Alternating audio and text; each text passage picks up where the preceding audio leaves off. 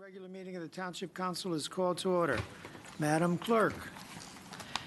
In accordance with the Open Public Meeting Act of the State of New Jersey, adequate notice of this work session regular meeting of the Franklin Township Council was made as required, indicating that this meeting would take place at the Municipal Building at 7 p.m. on Tuesday, March 11, 2025. Please all stand for the Pledge of Allegiance, followed by an invocation by Councilman Ambarrison. I Pledge allegiance to the flag of the United States of America and to the republic for which it stands, one nation, under God, indivisible, with liberty and justice for all. If there is to be peace in the world, there must be peace in the nations. If there is to be peace in the nations, there must be peace in the cities. If there is to be peace in the cities, there must be peace between neighbors. If there is to be peace between neighbors, there must be peace in the home. If there is to be peace in the home, there must be peace in the heart. Amen. Amen.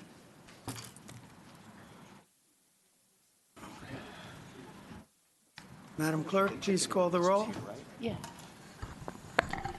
Councilman Ambarrison? Here. Councilwoman Francois? Councilman Karazi? Here. Mayor Kramer? Here. Councilman Onijaka? Here. Councilmember Potosnik? Present. Deputy Mayor Udine? Here. Councilman Vasanella? Here. Councilman Wright?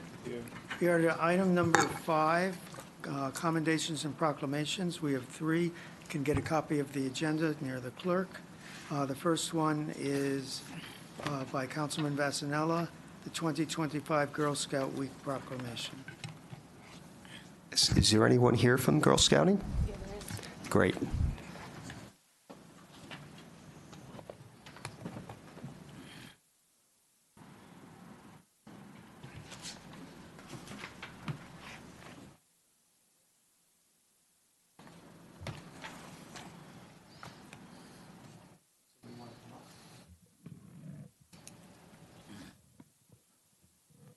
Hello? It's on. Okay, it is working. The battery might be running a little low. Is there anybody here from Girl Scouting? Yes, okay. Well, you can wait till I read this and then come up. So, Franklin Township has been blessed with a lot of scouting activities over the decades, and we're thrilled that the Girl Scouting is still thriving in our township. Whereas Girl Scouts of the United States of America is a national organization dedicated to the empowering young girls to become leaders who make a positive impact on their communities. And whereas Girl Scout Week is celebrated annually to honor the legacy of the Girl Scouts and the enduring values of courage, confidence, and character they instill in young girls. And whereas from March 9th to March 15th, 2025, Girl Scout troops across Franklin Township will participate in community service, leadership, development, activities that teach the importance of service to others and personal growth. And whereas Girl Scouts are an integral part of Franklin Township's vibrant community, contributing their time, talent, and energy to make a difference in the lives of others. And whereas the dedicated volunteers, leaders, and families of Girl Scouts of Franklin Township continue to support the mission of the Girl Scouts by nurturing the next generation of women leaders. Now, therefore, we, Philip Kramer, Mayor, and James Vasanella, Councilman of the Township of Franklin, County of Somerset, State of New Jersey, on behalf of the entire Franklin Township Council, do hereby proclaim the week of March 9th through 15th, 2025 as Girl Scout Week in Franklin Township, and encourage all residents to join in recognizing and celebrating the accomplishments and contributions of the Girl Scouts and their leaders.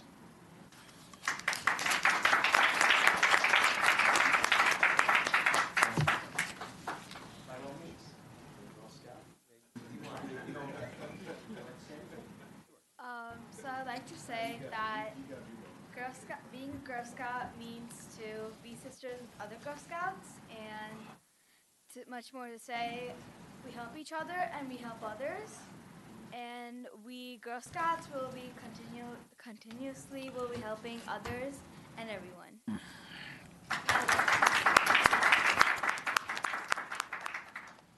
Future Franklin leader in the making here. I'm going to give this to you, and you can, I don't know, here you go. Oh, here. Mayor, would you like to?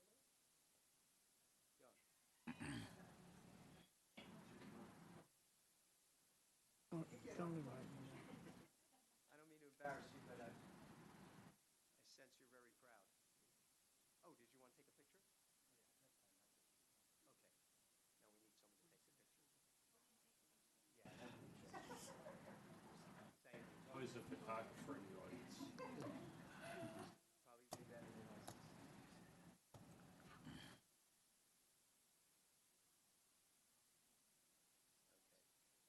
I'm not sure, I'm sure you know the leaders. You can find out about the leaders. And what troop are you in, so we can tell people if they're interested?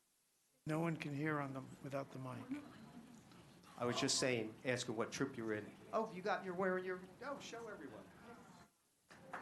60327 Girl Scout troop. I'm sure you can find them online, Google up Franklin Girl Scouts, but they do a wonderful job.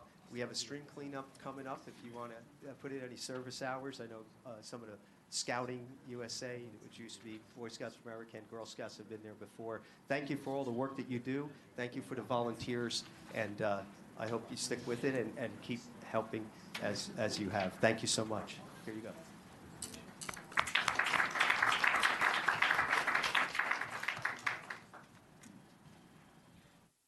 Next, we have the 2025 Women's History Month proclamation by Deputy Mayor Udine.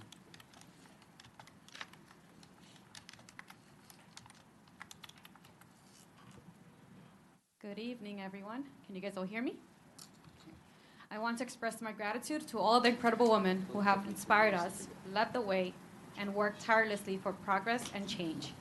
Your efforts are not only shaping the future, but also leaving a lasting mark on history. With that, happy International Women's Day. I have invited, we have 62 between the board members and community members in our township. So I've invited all the women that are part of our wonderful boards and committees. So if you're here today, please join me as I read the proclamation.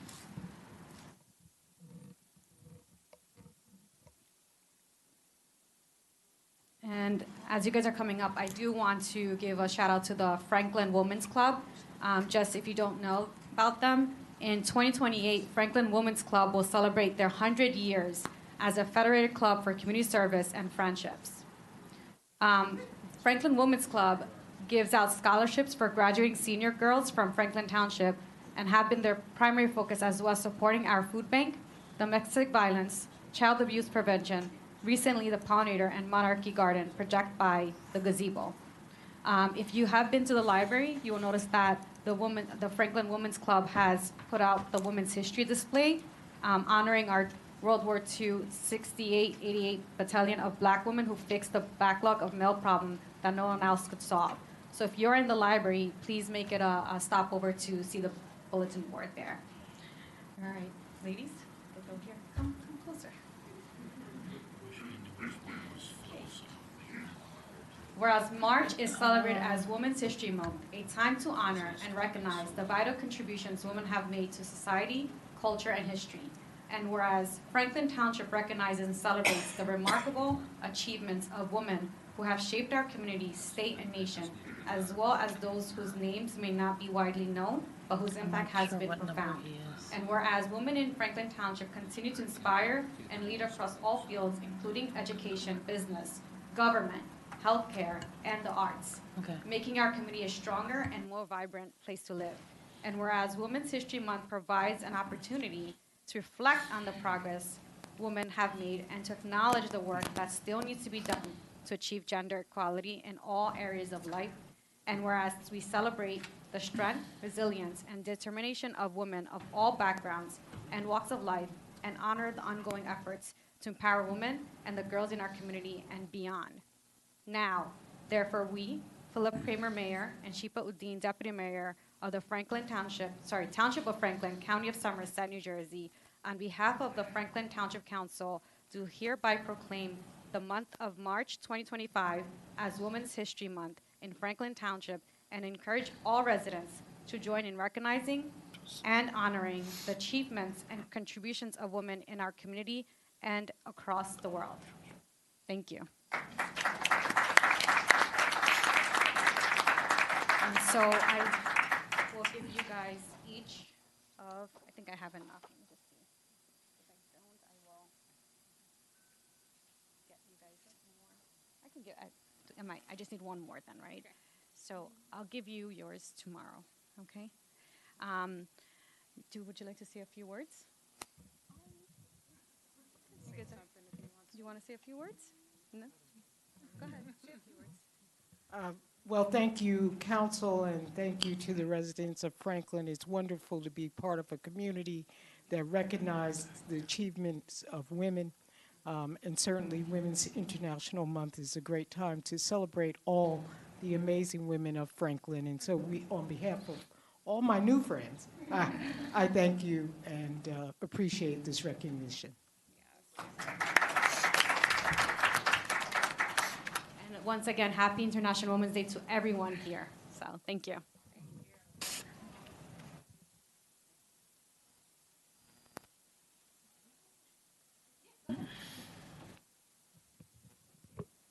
I'm sorry, I just wanted to thank Mayor Kramer, Shipaudin, and I just wanted to say that, you know, this is a celebration of women's progress, but we still have, you know, things remaining in terms of progress. And I also wanted to say that when we uplift, empower each other, we progress more.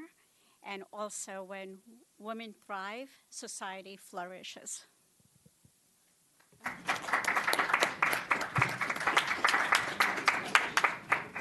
Thank you. The third proclamation is, I'll probably pronounce it wrong, now Rush 2025 proclamation. Thank you so much. Good evening, everyone. And we have a proclamation for Nowruz. How many of you have heard Nowruz? Then you're going to learn something. Fantastic. Nowruz, the Persian New Year, is an ancient and cherished celebration observed by millions of people around the world, including many of our residents in Franklin Township. And Nowruz makes the first day of spring, symbolizing renewal, growth, and the triumph of good over evil, and is a time for people to come together to celebrate their cultural heritage, strengthen community bonds, and embrace the spirit of hope and harmony. And whereas the celebration of Nowruz spans over 3,000 years and is deeply rooted in the tradition of various ethnic communities, including those of Persian, Central Asia, and Middle Eastern descent, reflecting shared values of peace, unity, and family. And whereas Nowruz is a time for families and communities to gather, enjoy delicious food, engage in cultural practices, and reflect on the blessings of the past year while looking forward to a new year full of promise and opportunity. And whereas Franklin Township, with its diverse and vibrant population, is proud to honor and celebrate the traditions, customs, and contribution of all of its residents, including those who celebrate Nowruz, as they enrich our community and bring us closer together as one united township. And whereas the mayor and council of Franklin Township recognize the importance of embracing cultural diversity and the positive impact that such celebration have on fostering understanding, respect, and inclusion among all residents. Now, therefore, we, the mayor and council of Franklin Township, New Jersey, do hereby proclaim the celebration of Nowruz in Franklin Township and encourage all residents to participate in and support the observance of this important cultural event. I hope you'll learn something. Thank you.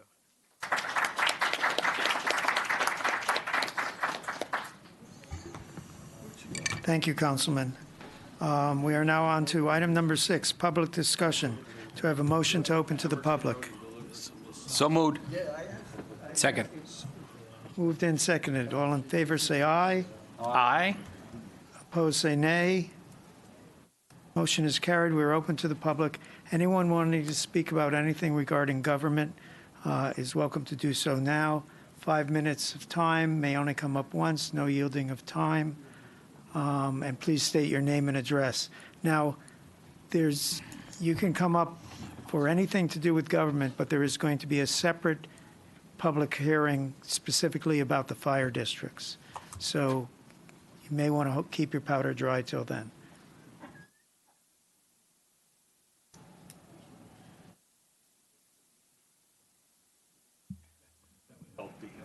Good evening.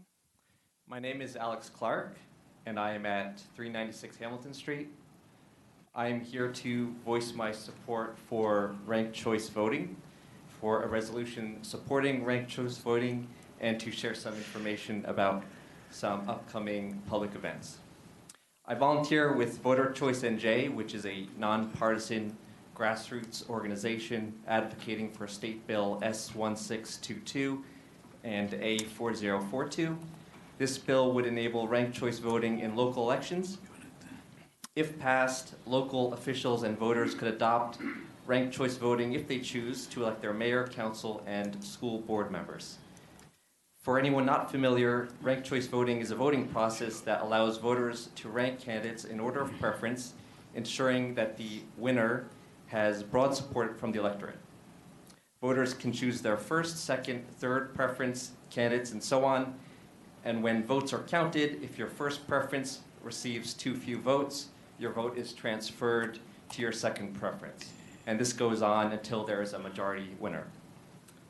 I support ranked choice voting because it improves the voter experience and eliminates the need for strategic voting. Right now, many districts and states tend to vote with a predictable outcome, and this causes voters to feel like their vote doesn't matter, or they may feel like they don't need to vote because their district or state seems to always vote in their favor or otherwise. Many voters become disengaged and they stop participating. As a result, we see many elections with very low voter turnout. We also hear concerns about the spoiler effect, in which votes become split between candidates with similar ideals, thereby helping the opposition win with a plurality.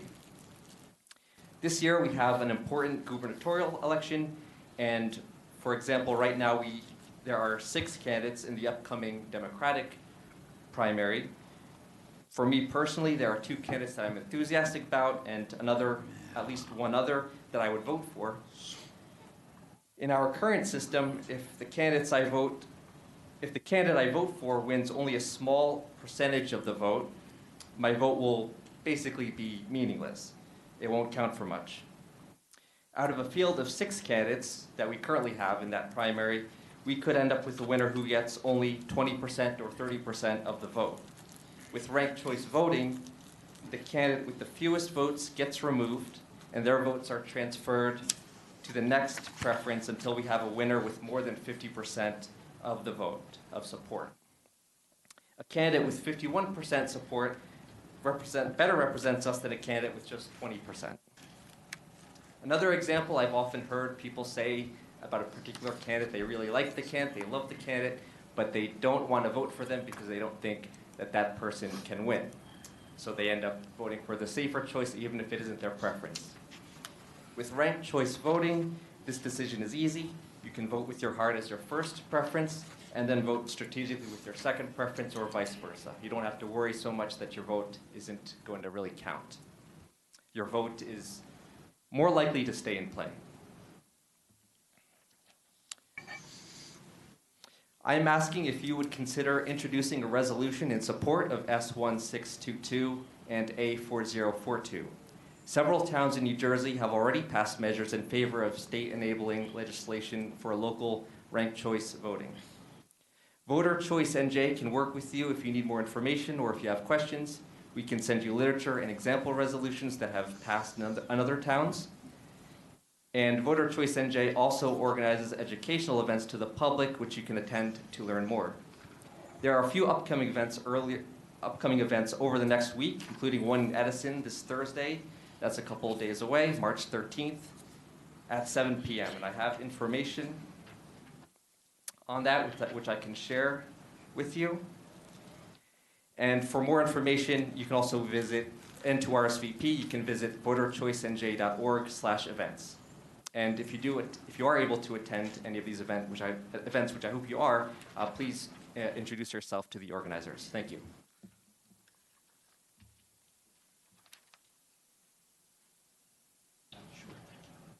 Anyone else wishing to speak? You don't have to raise your hand. You just come right up.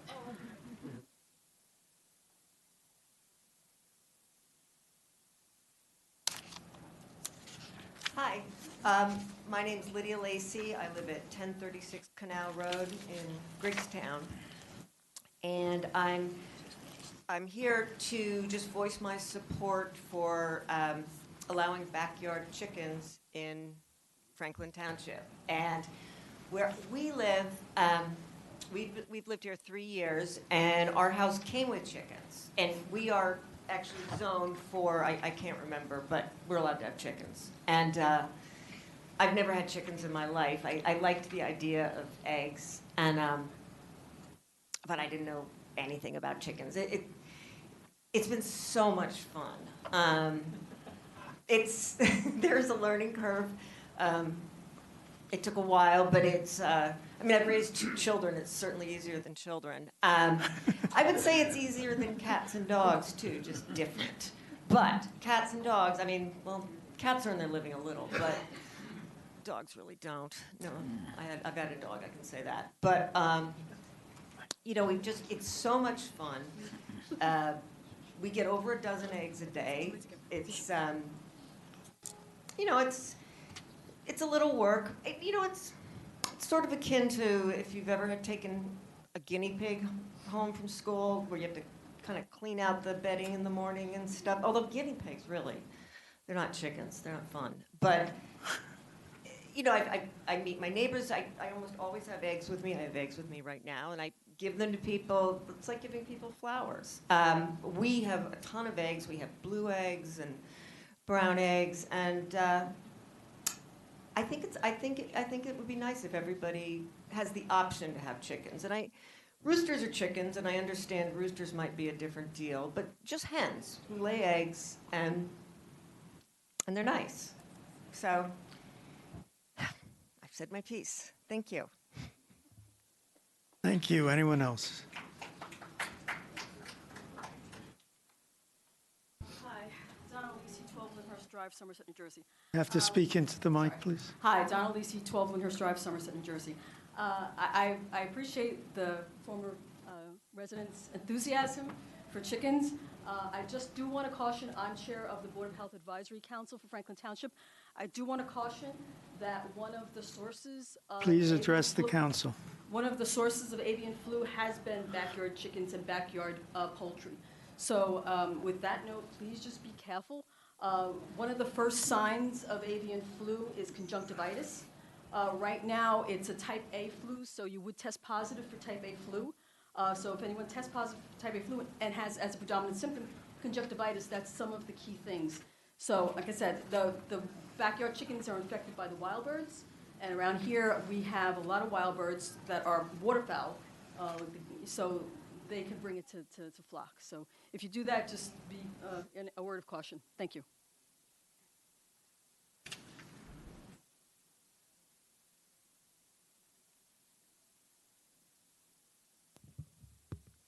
Bill Connell, 25 Spring Street. So it may be a surprise to some of you that I am actually a big fan of quiet and peace.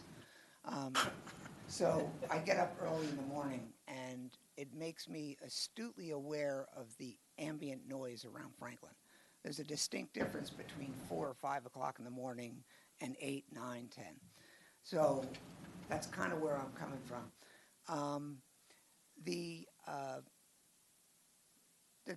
Especially in the 4th Ward, 5th Ward, there's a lot of ambient noise all the time. You have cars with no mufflers and all that. There's a lot going on there. And I've come to the conclusion reading this that you really should not have chickens on anything R15 or less, which is 15,000 square feet. Okay? Do you agree with me, Vince? Excuse me. No. Anyway, and then looking at the roosters, I want to know, is there a fine if you have a rooster? Because some people get roosters by accident. It's not, you don't, like, you may get a chicken, think you're getting a hen, but you actually get a rooster. So the question is there a fine for a rooster? And if you get one by accident, how do you dispose of them? Because you specifically say that you can't kill it on your own property. So the question is what do you do with the rooster? Because I know if you can't, like if you have a stray cat, you can't just kill it. You have to give it a 6-month waiting period or something like that.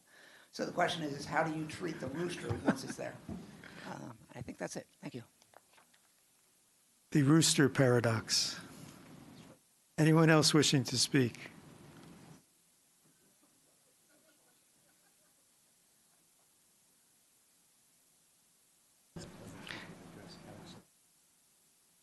Okay.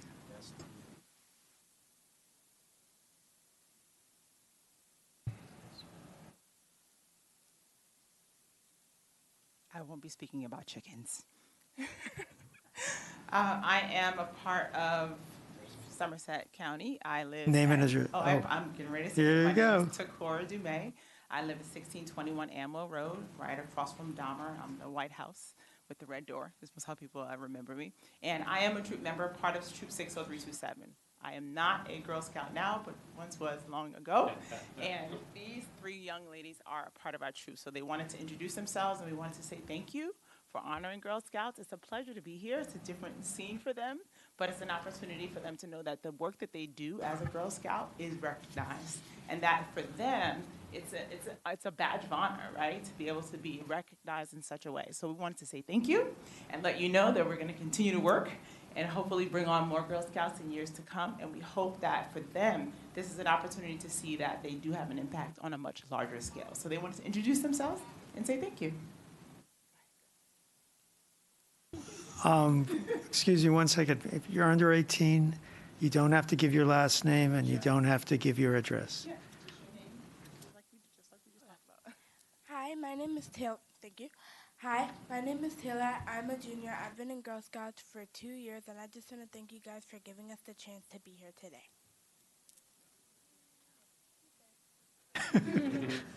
Hi, I'm Nithya, and I've been part of Girl Scouts. I'm really new to it, and She did excellent earlier, so we're good. Hi, my name is Olivia. I am my second year as a Girl Scout. I'm a cadet, and thank you.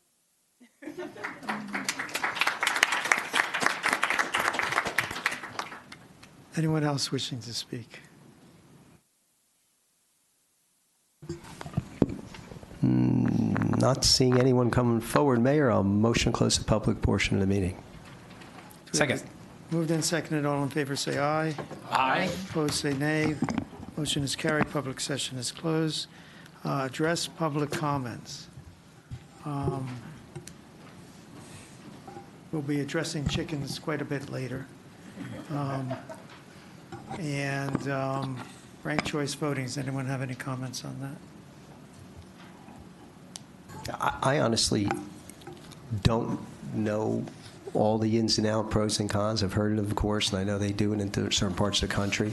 I assume the legislature would have to do that, but I will look into and develop my thoughts on it. But honestly, right now, I couldn't say whether I would be totally in favor or not of it. But thank you for bringing this or any concern you have to us.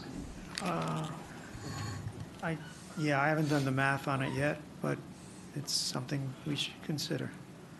That and chickens. Mr. Manager, do you have anything? I do. To address Mr. Connell's question about what happens if someone has a rooster, I believe, Mr. Connell, you have a copy of the ordinance in front of you? If you do, and you look at the very last paragraph of that proposed ordinance, I believe it will tell you exactly what the penalty is for a violation of any portion of said ordinance. And then in addition, there's some community groups as well. Facebook has a group called Roos to Rehome, where folks post pictures of their roosters. Often if you're hatching your own, 50% chance that it's going to be a rooster. Most folks don't want them, but a lot of folks do. I won't tell you who in town gets my roosters when I have them, but there's a lot of folks that are willing to take them. And I believe we have a number of farms in Franklin Township that have chicken flocks that would also have roosters on a working farm. Correct. The person I give it to is a farmer. The penalty is the general penalty for the township, so any violation of the ordinance would result in that penalty being enforced via a summons and an appearance in municipal court. So we have a lot of people here about the fire district budget, and I don't know if they want to sit through 45 minutes of council comments. Do we have a motion to amend the agenda to move that up? I would motion to move that forward to present is when you think, Mayor? Yes. Yeah, I would then motion to have it the next item. Second. Moved in second, and all in favor say aye. Aye. Opposed say nay. Motion is carried. So we're going to skip on ahead to item number 14, calendar year 2025, Fire District number 4 budget. So the budget failed, therefore it comes as just as if back in the day when school board budgets failed, it comes before the council to make a determination of what to do. Now, Councilmember Potasnik is in the first, councilman for the first ward, and he's done quite a bit of work studying the issue. So what I'm going to do is I'm going to call on him first, then I'm going to let members of Franklin's Fire District 4 to come up here to the table and give us their thoughts, and then we'll have South Brunswick Fire District 3. Are there representatives here from there? Okay. Then you'll be able to come up and give your thoughts so that council's fully informed when we make a decision. Oh, you're right. And then we open it up to the public after the 3 entities speak. Council member. Thank you, Mayor. A couple of other thank yous to Township Manager Vornlocker for his help, and the mayor, as well as the rest of folks that had a chance to look at this. I also want to start out by saying thank you to our firefighters, both volunteered and paid, and folks that work as fire commissioners, both in Franklin Township in District 4 and also in South Brunswick in District 3. Appreciate everything you guys do. It's an unusual circumstance to be in this position, not extraordinary, like it never happens. But I will say what we did was look very carefully at the budgets and also the contract, as well as the ratables, the assessments, and a whole bunch of other stuff. So I'm going to walk you through sort of all of the numbers. It's sort of an orientation, so we're all on the same page, both for council and for the public. And you know, this is not really an emotional thing as much as a numeric calculation. So just so folks understand, and ensuring that there's good, strong fire coverage is a number one priority. Safety and security of our residents is critical, but costs have to be shared fairly. So if we take a look here, just so folks have an orientation, there are a number of fire districts in Franklin. I'm going to use the laser pointer for a far away. Oh, you can't see it on the screen. Okay, well, I'll do it this way then. Backup plan. So this is Fire District 4 right here. Just north of it is Fire District 2. It's a large district. And let's see if I click, what happens? I do that? Okay. This is the south. This is Franklin. So if you don't know the shape of Franklin, and this is South Brunswick, and this is South Brunswick. What it's marked here is Kingston Fire District. South Brunswick Fire District 3. So I sort of match these up so you can get a sense of the sort of geography. But geography doesn't tell the whole picture. Folks who know Fire District 4 know it's a residential community. It's quite quaint. It used to have PJ's. Now it's got Tino's Pizzeria, which is great, brick oven pizza. I get 10% of the profits now. No.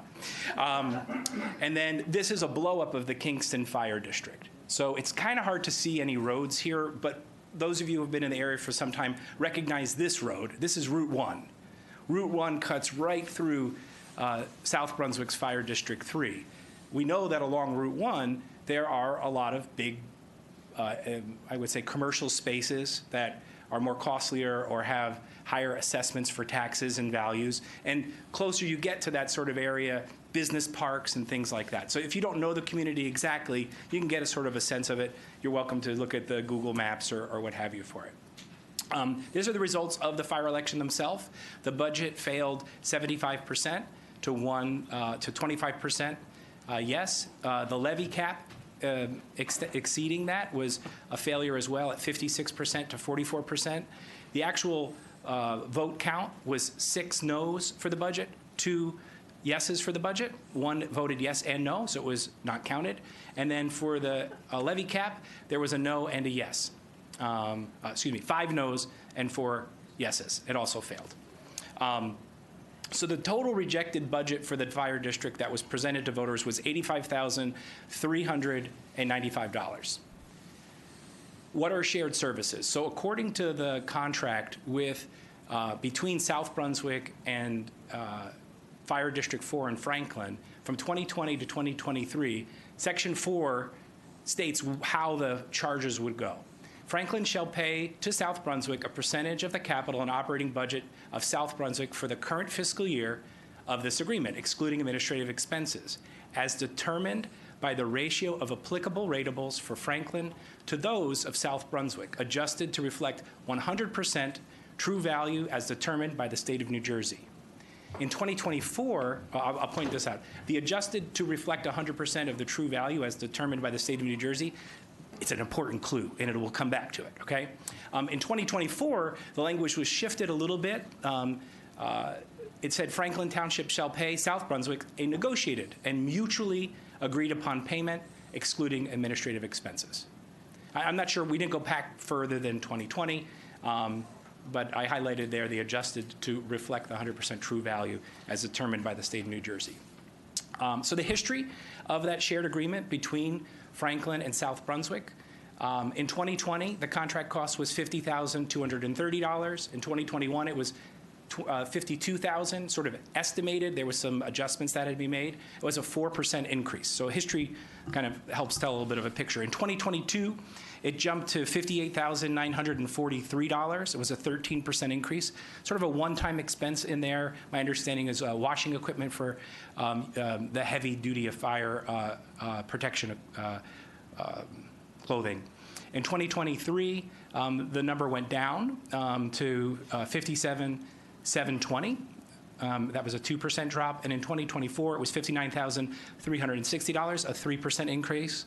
And that was negotiated by the term of that fourth one.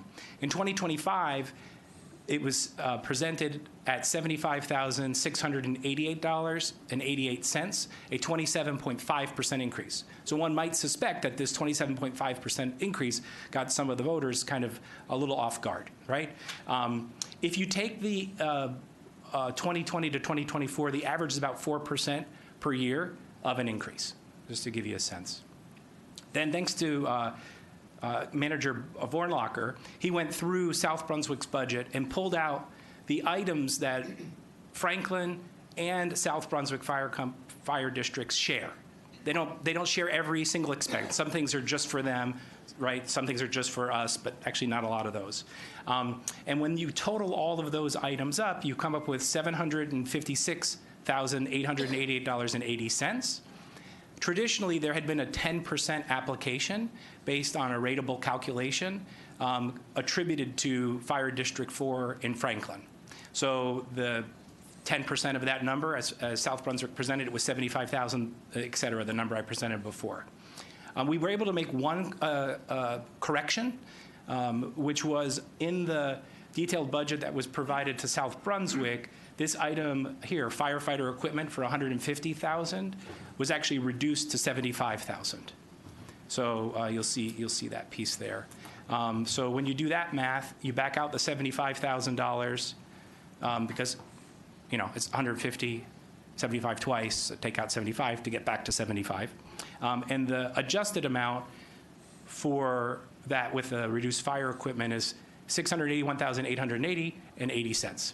If you did 10%, it'd be $68,188.88. But that's not the whole picture, right? Because it's the 100% valuation fair share, adjusted to reflect 100 true value as determined by the state of New Jersey. So luckily, the state of New Jersey, each county comes up with these county equalization tables for your assessments. So some towns like Franklin, we assess every single year. We change our assessments. Folks got little I think they're green. There might be a different color this year in the mail, and they say, oh, my valuation went up some amount. That's the price it's supposed to be that a willing buyer would pay. And in Franklin Township, because we do it every single year, our evaluation is near 100%. It's actually over 101.55%. So on average, we're overvalued, which is still pretty close. That's the story there, 101.55. In South Brunswick, they have a similar table in Middlesex County. And that shows, for South Brunswick, that they run really short of what the sale price would be in their assessment.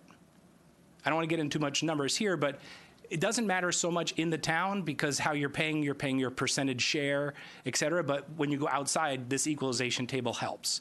So that's 36.72% of the actual value of the property. Okay? So you do some math. Franklin was assessed Fire District 4. The total value of the properties in there is $98,807,800. When you actualize that lower, because it was assessed higher, 1.55%, that drops to $97,299,655. Similar types of math for South Brunswick, Fire District 4, at $592,443,000, and there's a zero missing there, dollars. Now, they evaluate less. So when you do the math, it becomes a larger number. That larger number is 1.6 billion and change. When you add up the two numbers and take the Franklin percentage of the total amount, that number is not 10%. Franklin's rateable share is 5.7%. Okay? So from there, just to give a sense, South Brunswick's total fire budget was $844,930. It was actually down for South Brunswick homeowners 4% in 2024. So we go back to the budget table here, where we look at the total number of the Franklin share of the budget, $681,888.80. We apply that 5.7%, and we come up with Franklin's share based on the rateable assessment at 100%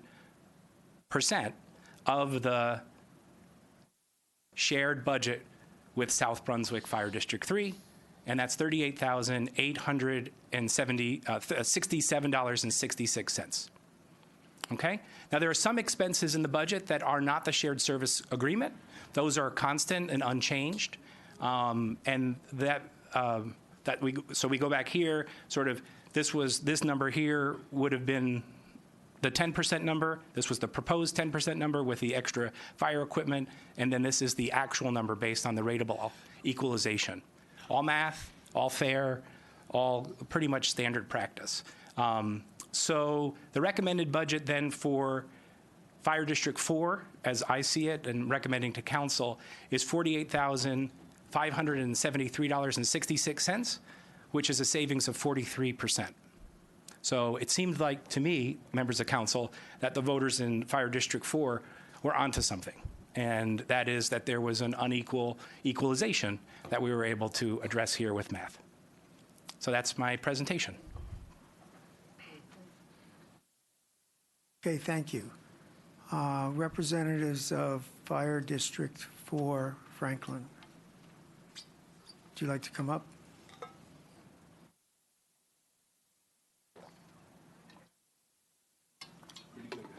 Thanks.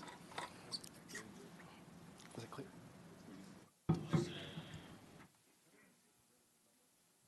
Can you hear me? Yeah.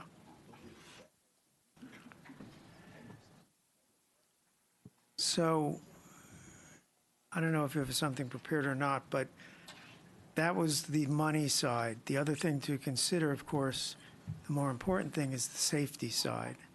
So you're going to have a lot, if we were to pass this, you would have a lot less money available to pay South Brunswick Fire District 3.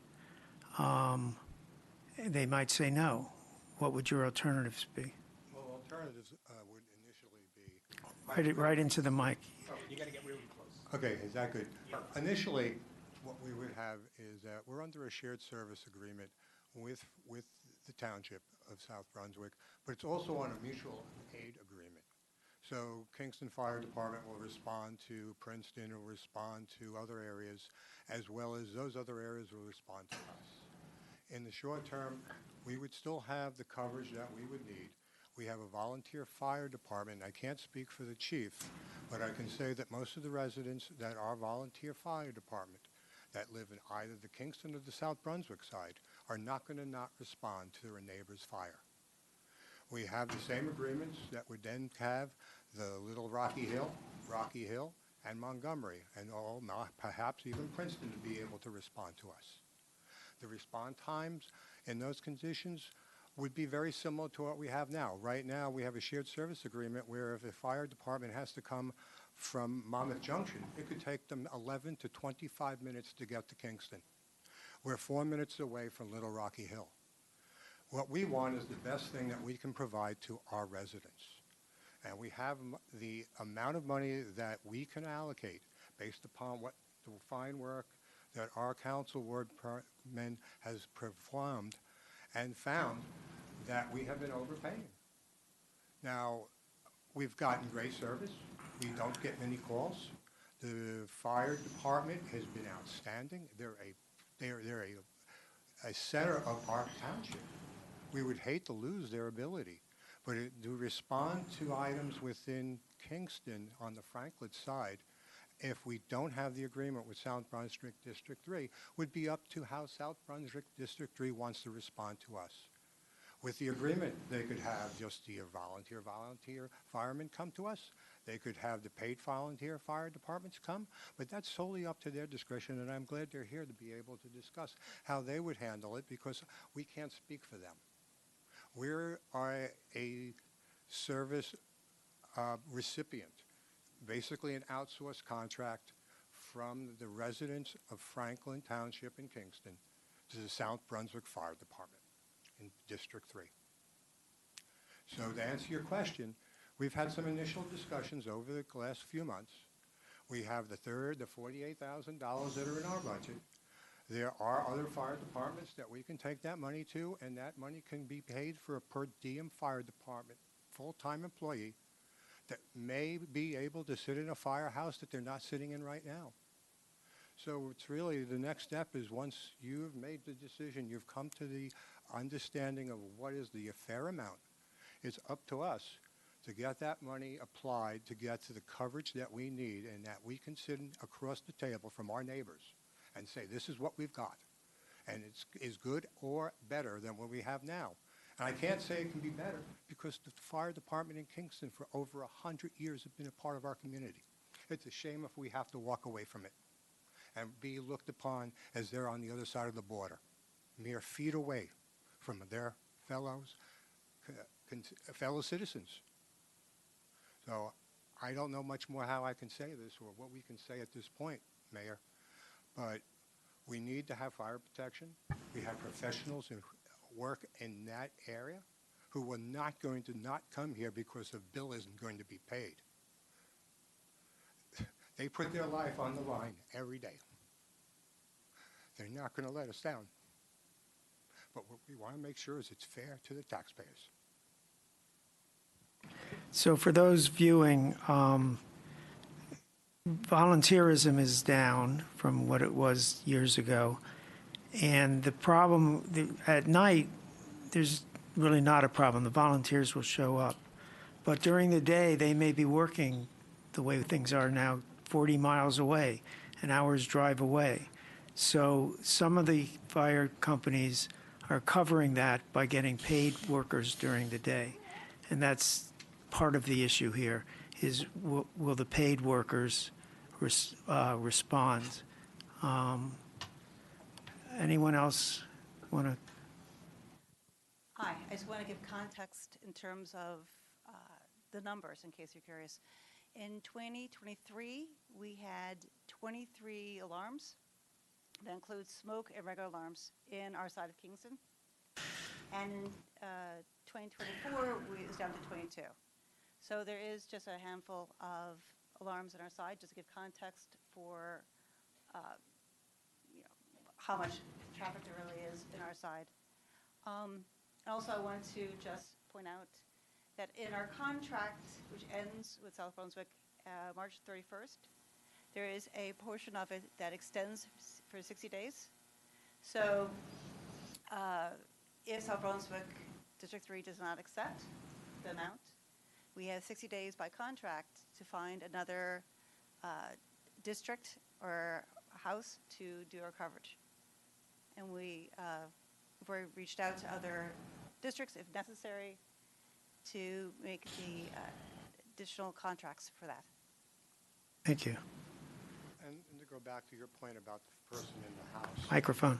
To go back to your point, Mayor, about the person in the house, that's where I think some of these funds would go to if we do look at, let's say, a house that does not have a full-time employee there during the day, is to go to them and say, make the deal with us, and we will provide you enough at a per diem basis that you can have someone sitting in that firehouse waiting to respond.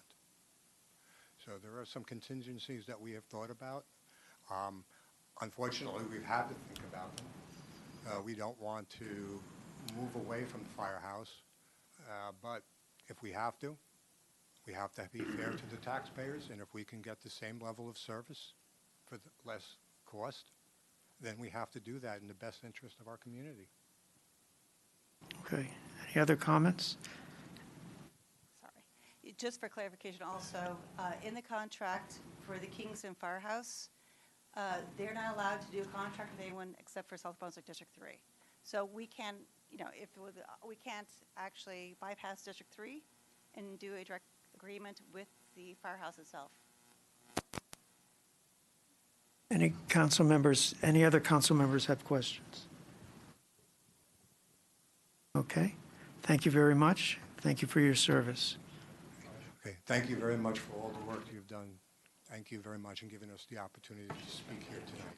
Thank you. You bet. South Brunswick District 3.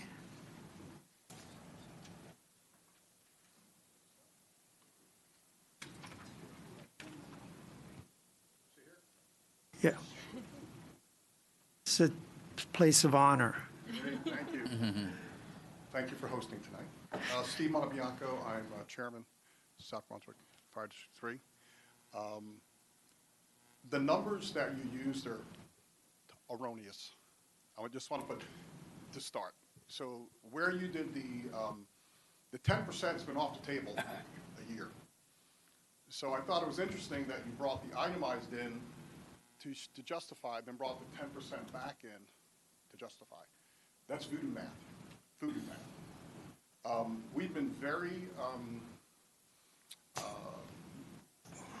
said, accommodating to the district. And you can't go by number of calls. If there's a fire, there's a fire. As you know, volunteerism's down. Most companies cannot roll a truck during the day. They don't roll trucks during the night. We're suffering with that in our district right now, and we're looking at making changes to correct that. We brought in full-time employees. We had budget issues, so we have a shared service agreement with the other South Brunswick fire companies to share that. So we have professional paid crews on during the day that do respond into a cross based on our contract. But we're not here, we're the commissioners, we're not running firematics. That's the chief's job and who we contract with. So I want to be clear, there's a lot of talk about who's responding. That's the chief's responsibility. We're to ensure that the service in our township and our taxpayers get the service they need. But I want to go back to the numbers there. When we negotiated this contract this year, there was talk, well, who pays legal, who pays this? We have a service contract. Our overhead is our overhead.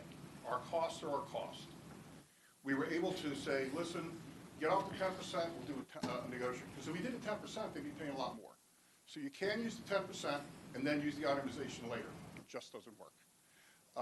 The other challenge is that there are other expenses that we've been very accommodating to concerning radios, things that are on the horizon that your Franklin and the district has failed to address that were creating potential liabilities for our district.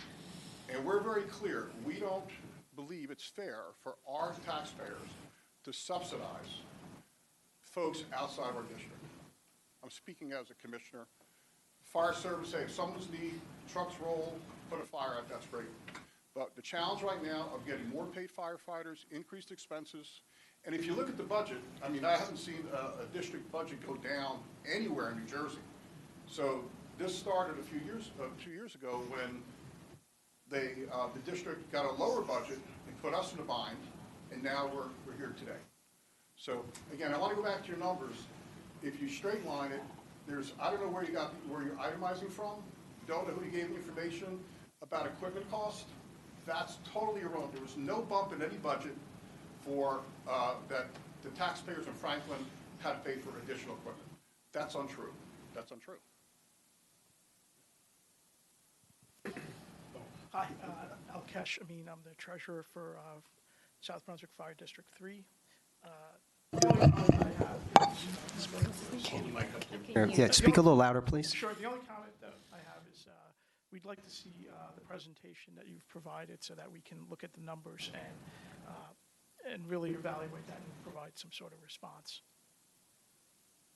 Give the clerk your email, or you can email her tomorrow, and Sure. she'll send it right out.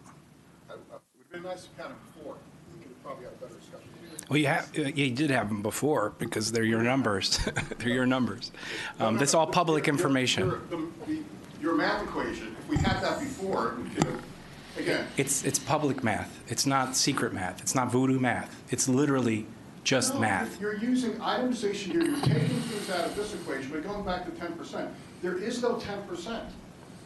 Do you recognize this, either of you? But there's no, the 10% you're talking That's not the about question. doesn't exist in this contract. Okay. Do you recognize this document, Board of Fire Commissioners, Sure. Fire District 4? So Did you create this document? What are you taking out of this document that Franklin should not be paying for? Did you create this document?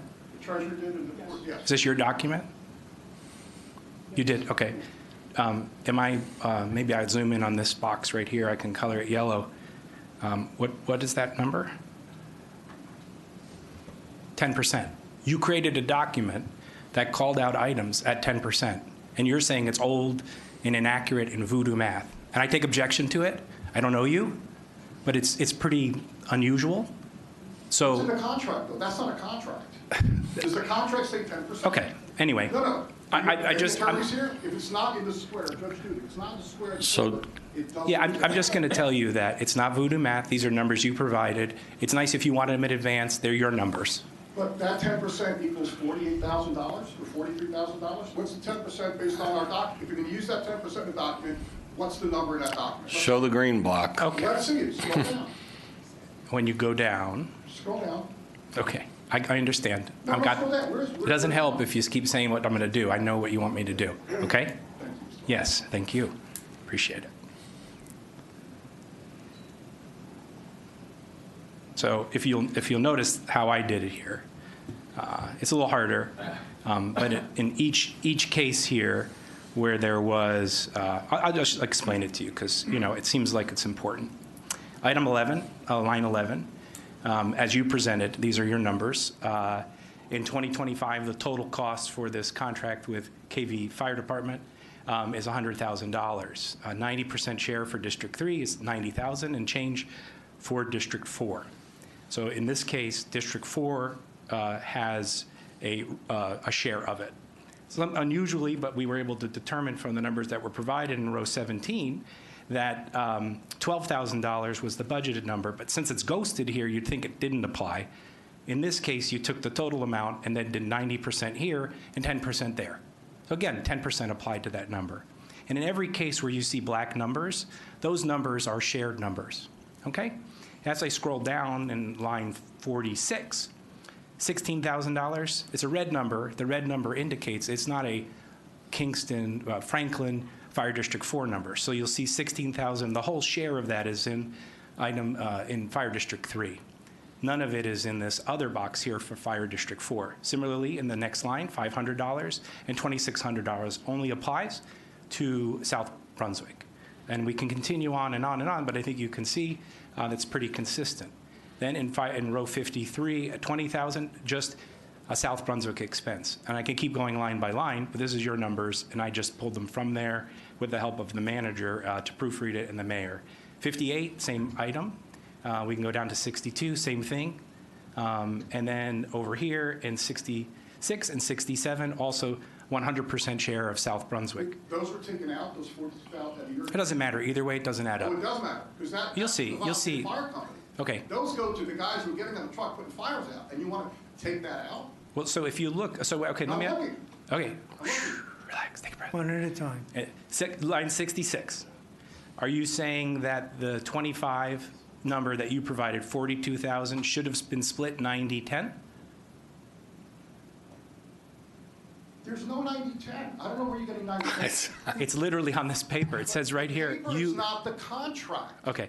So let me just ask the question again. We walked away from that. All right. We walked away from the 10%. Okay, let me ask a question. Maybe ask the treasurer. Is it better to ask a question for him?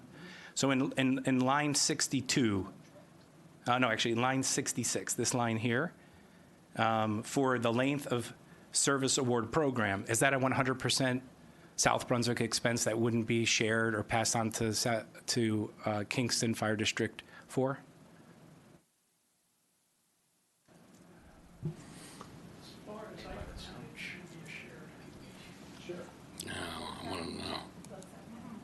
Okay, so well, nonetheless, this is the numbers you presented, so now you're, so, yeah, these are the numbers you provided, you said that, so if it's not and someone doctored it, we'll figure it out. Let me, you said you wanted to see. You're going back to a contract that doesn't exist. This isn't a contract, this is just math. But you're saying, but you use 10% as a number, as it means something. No, you used 10% in the spreadsheet, that's why I referred to it. We did not use 10%, we used 5.7%. It's very. You asked me to step in, and then maybe I'll explain it to you. You allocated the money 90-10. That's just what you did in the budget. In all due respect, I don't really care what the contract says. What you did in your budget is you allocated it. Yeah, but if the contract, look, I am, and not only am I an attorney, I'm a pretty good attorney because I can understand this math. If your budget allocated it 90-10, and the contract had a narrative about how you were going to allocate it, I'm not sure what that means, but your budget allocated it 90-10, and we're only here to worry about the budget. So if you tell me that the contract doesn't have a percentage in it, that's fine, but the budget does have a percentage in it. It's 90-10. And I think the point that the councilman was trying to make in his presentation is that based upon the average, based upon the assessed value of the two units, the number should have only been 5.5%. And that's the point that we're trying, and that's the only point we're trying to make. Yeah, So that's the long and the short of it. Those numbers were put up in a slide tonight without giving, again, what I'm a little concerned about, this council is trying to negotiate on behalf of the other district. We should have these numbers before, as our treasurer said. So your treasurer is here. So can I ask you a question? I'll just make a point of order. What is your rationale for the budget that you gave to the district? We looked at our cost of services, right? We have paid firefighters now, we're having more challenges getting volunteer trucks out the door. Overhead is up, the cost of doing business is up, insurance is up. This is New Jersey, everything is more expensive. We understand that. So I'm trying to figure out a logical way. Councilmember, I can answer your question. Yes. It's 10%. Well, I wanted him to answer that. I know, but it's 10%. But the 10% doesn't even matter. That's an example. Well, What we're saying is we pick from, what we did was we figured out which services were shared. We add those up, and then we applied 5.7% because that's the equalized assessment ratio. That's, the 10% is irrelevant. It's irrelevant. It's. I agree. So let's go back to your document. Okay, hold on, wait, hold on, stop. Wait. You need to hold on because you asked a question I'm still answering and all your interruptions led to all the side stuff. Yes, you did. If we roll back the tape, if we had a court reporter, it would say, show me where you grabbed those numbers, and that's what I was doing. I was running through line by line. No, the numbers you took out, that's the ones I'm talking about. So no numbers I'm were still taken answering out. your basic question. So if you have further, maybe write them on a pad, and we'll get to them one at a time. So in line 80, 81 rather, what I did is I added up column E, which is the 100%. That means full cost of the items that were applicable for Fire District 4 in Franklin Township, the ones that are not red, the ones that are black. When you do that, you come up with this number. Oops, that's my math. Not voodoo math, actual math on a computer. $681,888,080. You can check my work. Two colleagues have done that. And excuse me, I'm in the wrong column here. And that gives you the total amount. When you apply 5.7%, which is the rateable equalized share, that's publicly available. You could have done that math. You chose not to do that math, but you could have done it. We Don't say did. when I chose not to. We sat down. Well, you said you with did. Okay, nonetheless. So before, and we went through their that's where the. variables. Okay, I'm sorry for saying you chose not to. Did you do it? Yes, we did. We sat down with. You did the math to get to 5.7? Not, 5.7 is a number that we didn't use. We used the combined ratables and then we did a split. But I wanna go back- Did you, I wanna go excuse back to your red lines again. excuse me, did you equalize the ratables? Guys, Did you equalize them to do 100%? you understand the way these contracts work? I'm serious. Do Do you you- understand the way fire service contracts? Sir? I'm pretty sure. Anyway, that's where we came up with the math. No, because it's obvious you're not. You don't. Are I they wanna go different, back to- you are they took the different than number other contracts? Excuse me? Are fire district contracts somehow different than other contracts? No, but if you look at the contracts, it's pretty much, we'll pay a party X for X services. Now, if you go through this document, you took numbers out, that if you took the numbers out, they can't deliver the services. LoSAP, salaries for the district, how do we run the district without paying people to run the district? It's a cost, it's a service contract. We decided and agreed with the other district to take the itemization out. The way you do We it, took it out. the way you do that is you put in the proper budget, and then this is a discussion about who pays what piece of the pie. It's not a discussion about how much money you need. It's a discussion about who pays what piece of the pie. Can I ask you a question? Excuse me. If I'm a computer contractor with the township, are you gonna sit there and say, what is my rent, you're gonna say no. You wanna keep my computers up and running, we're gonna pay X amount of dollars, X amount of hours. Okay, so stop there. So if you can, so stop there. So stop there. So that's a computer contract and that's for the town. But if we decided to share it with South Bound Brook, and we decided that we would allocate the cost for that contract based upon our assessed value, we would take their assessed value and our assessed value and come up with a percentage, and we would pay our percentage and they would pay theirs. When we do that, it should be 95-5, and you're doing it 90-10, and that's the So issue. where in the contract does it say we're gonna do assessment? No, that's not a contract. No, I'll show you the contract as well. But right now, I'm going to show you. Microphone. This is your document. Microphone, Mr. For the wonderful viewers at home. This is actually your document as provided by your fire district to fire district number 4. Do you This see is that? not the budget was Then I also have the budget on my computer if you'd like to look at that. Every number in this column called 2025 budget that equates to a 10% payment in the District 4 column on this was compared to your budget as posted on your website by me. Council member, could you please put up my document that I provided you today with the proofing of your math? Oh, sorry. Could you please post that? Could you read this? Could you read So I'm talking now. He likes to Now do it's my distracting questions, so we got to stay on Now one it's my- thread at a time. We can get you a pad and a pen if it helps. Could you please post that? You want to go back to mine? My document that I provided to you this morning. I don't. This one? Yeah. Bob shared. That, yes, that one. I did a little color coding. Every line on that spreadsheet equates to an equal dollar amount line in your budget as posted on your website.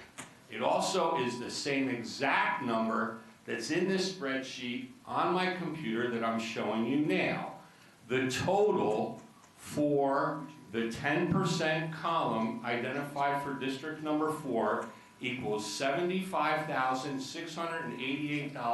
$75,688.88, which is the number that proved out on my math as done when I did the comparison of this document provided to district number 4 at the end in December of 2024 and your budget that was introduced and posted on your website that's still available there now.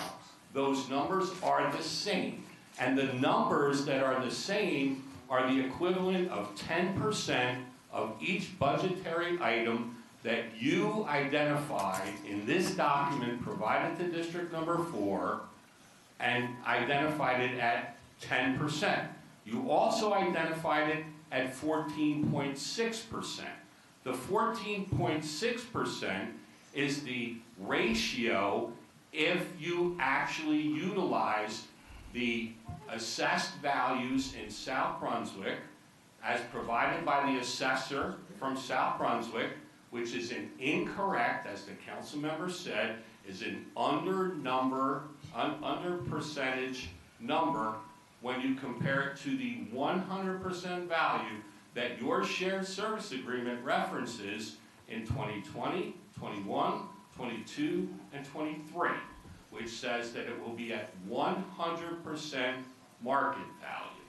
I believe that's the wording. That was the slide I had put The back number up. that was adjusted, the only number that was adjusted to get from the 56,000 number to the 661 or whatever is that in your budget, contrary to this spreadsheet that you provided to District Number 4, you budgeted $75,000 for capital expenditures, whereas you identified the capital expenditure budget as $150,000 in this document that you provided to District Number 4. So the number was reduced from the 600 and some odd thousand by 75,000 to make the correction to the equation.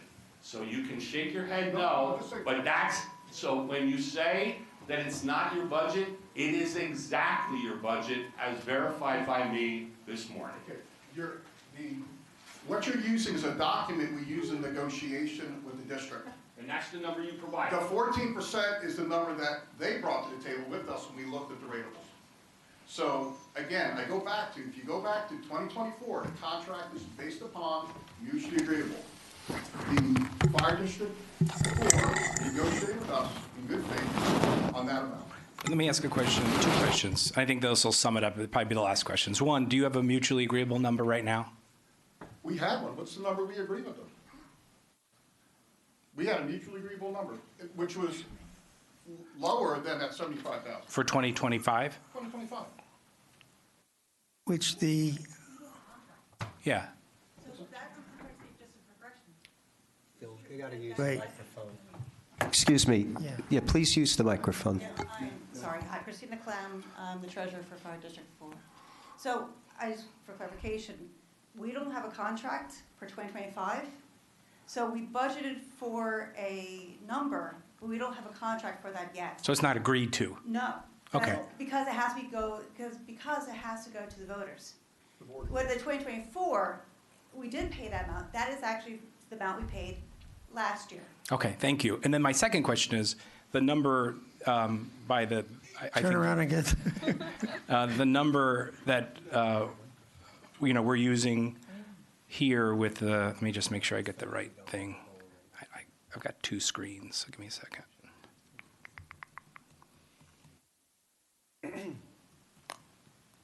This number at the bottom, $38,867.68. Is that a number you would agree to? No, I can't agree to it because I'm the chairman. We don't make decisions ad hoc. I have to talk to the board. But again, I want to go back to how you're taking numbers out of our budget of salaries, of expenses that have to be, we can't function without those dollars. So how can we provide services to your township without that? So I have a question. circular argument. I have a related question on that the point that you are just making. In case Fire District 4 was not there, would your budget be lower by any amount? In other words, if you have to just serve your people, would you be cutting the budget number down because Franklin is not there? That's a rhetorical. Well, it's not rhetorical. There's a concept. Wait a minute. You seem to have a sarcastic way of addressing us. I would ask you to give us due respect, okay? There's a concept called incremental expense. If you are adding surveys to your department, how much are you adding incrementally to your expenses? That is the fair share that you should pass on to Franklin. If you are going to not add any incremental expense, your expense toward providing the service to Franklin is zero. The money that they are paying you is an added subsidy to your department. So I'll answer the question. If we didn't have to service Franklin right now, that we pull that money out and we reduce the money we have to pay to our contractors for it, the fire company, et cetera, our costs would go down. So there'd be no negative impact to your There would be an voters? impact on our contractors. Well, they would get less Well, money because they do less work. No, you would have budgeted the money, and it would have been the same. You would have set the same amount that you wanted, and you would have had the same levy. And it's just that it all would have been paid by South Brunswick citizens. Right. No, our service contractors would have less work to do. We would have less territory to cover. So we'd have to look at that. What do your service contractors do? They put fires out. It's talking about the paid firefighters, Put Mayor. fires out. We have contractors who hose. We have paid firefighters. And they charge you by the square foot, by the assessed value? Our contract.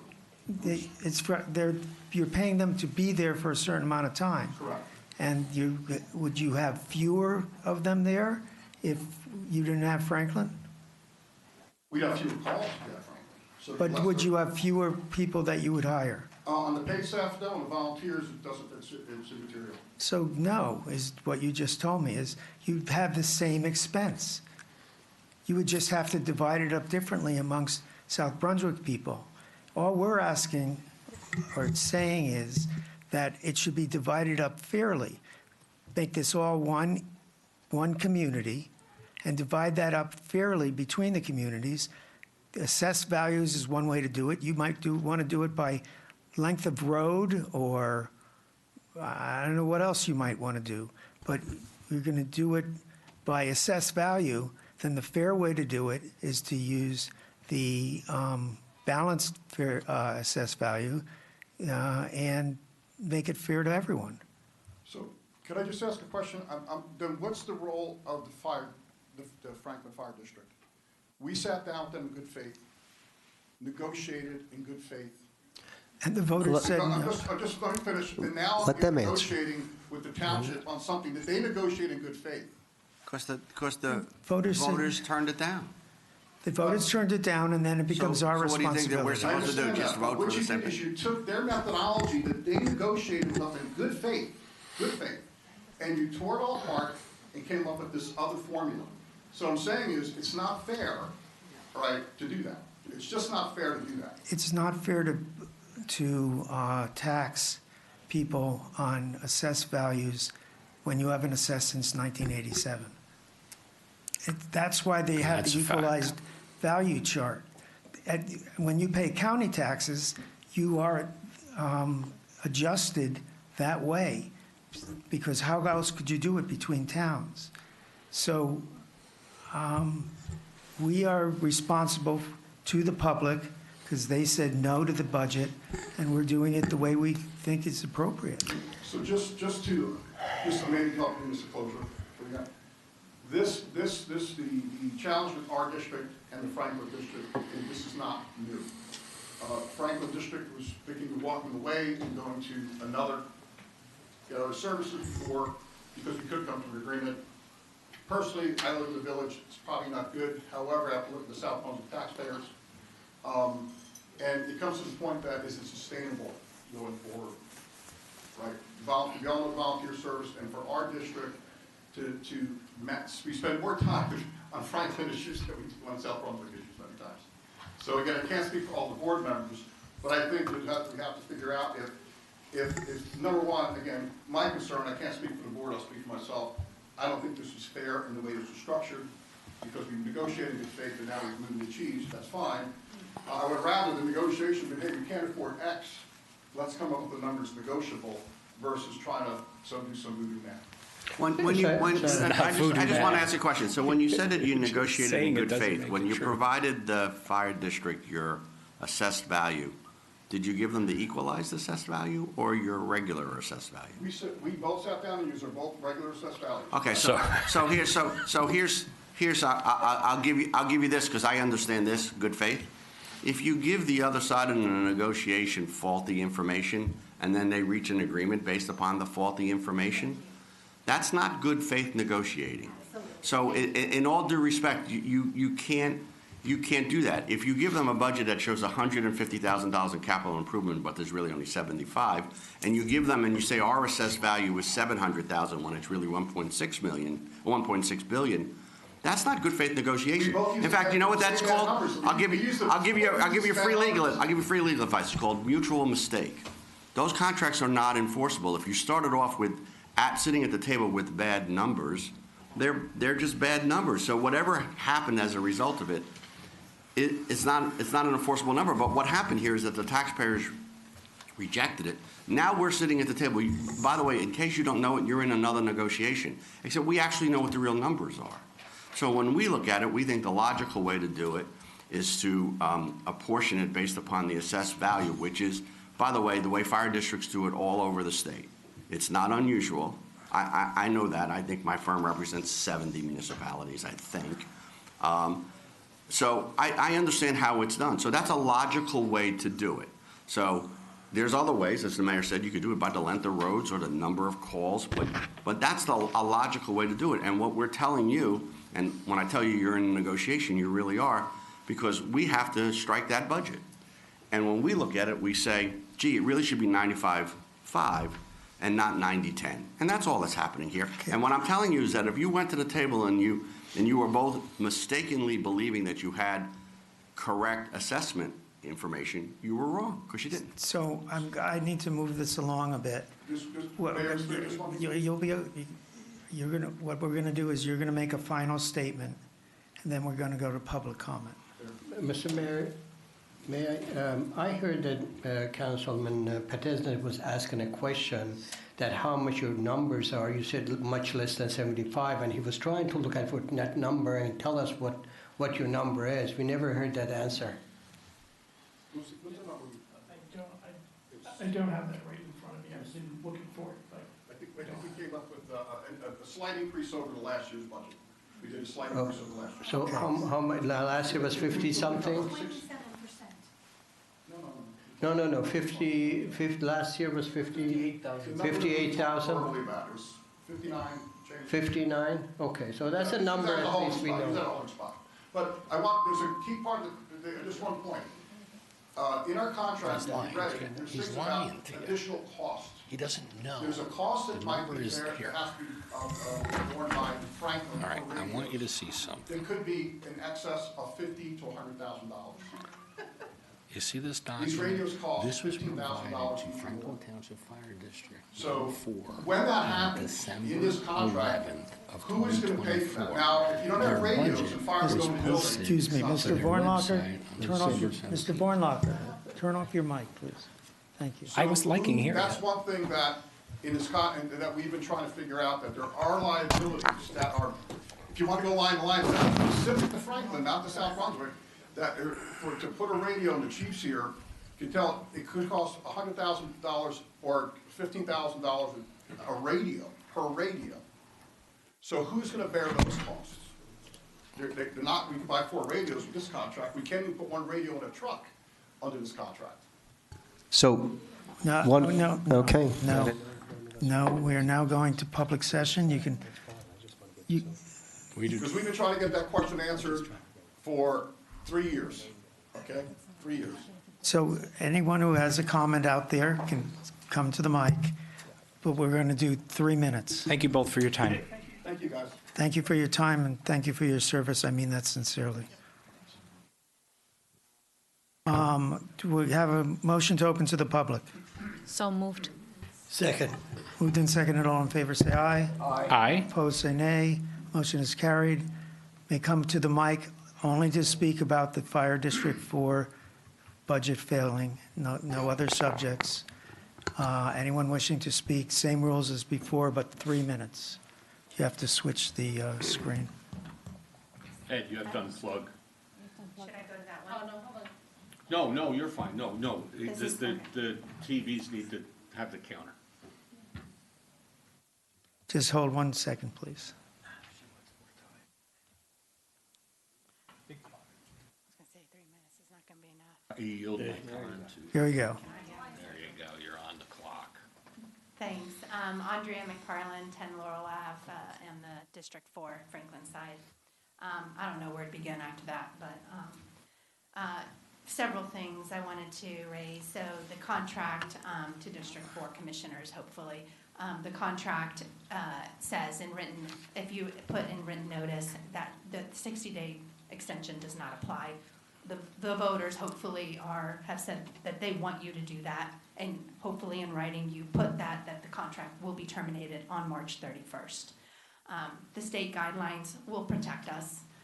Under the state mandates, all fire companies will respond to any emergency in our district. So there is no worry that we will not be covered. Including Kingston Volunteer Fire Company will be responding, including the paid staff, because they're under the control of the chief who works for the fire company and not for the district. I think the district confirmed that they can't dictate who will respond. And all the chiefs will respond in all of the fire companies that surround us. So we're not worried that we won't have coverage if we don't have a contract. So hopefully that contract is put in writing that it is terminated. We don't want to pay even 2 months to them, especially after the show we just saw. The radios are to answer, I believe, Franklin calls. If they can provide services in Franklin, I think that they should have the equipment. I don't know if they're going to ask us to pay for their fire engines as well next time. I assume if they're providing fire services and firematics, they have all the equipment to be able to do that. So again, that should be part of their normal equipment that they buy if they want to provide those services, and not something that is 100% paid for by District 4.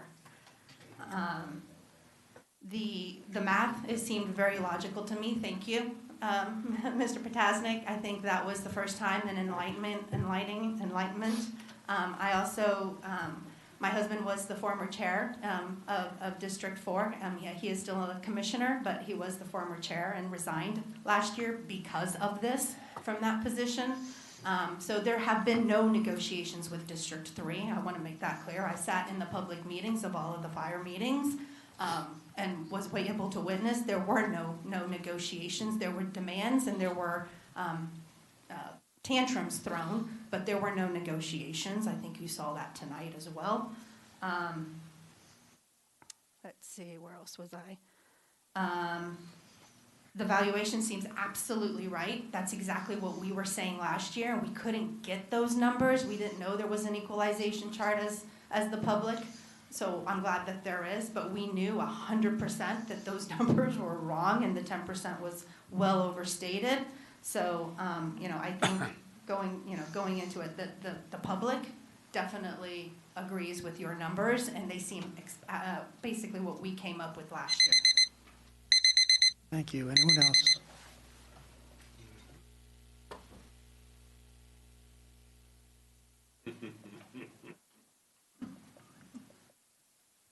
I guess I should talk to George Luck Jr., 7 Laurel Avenue.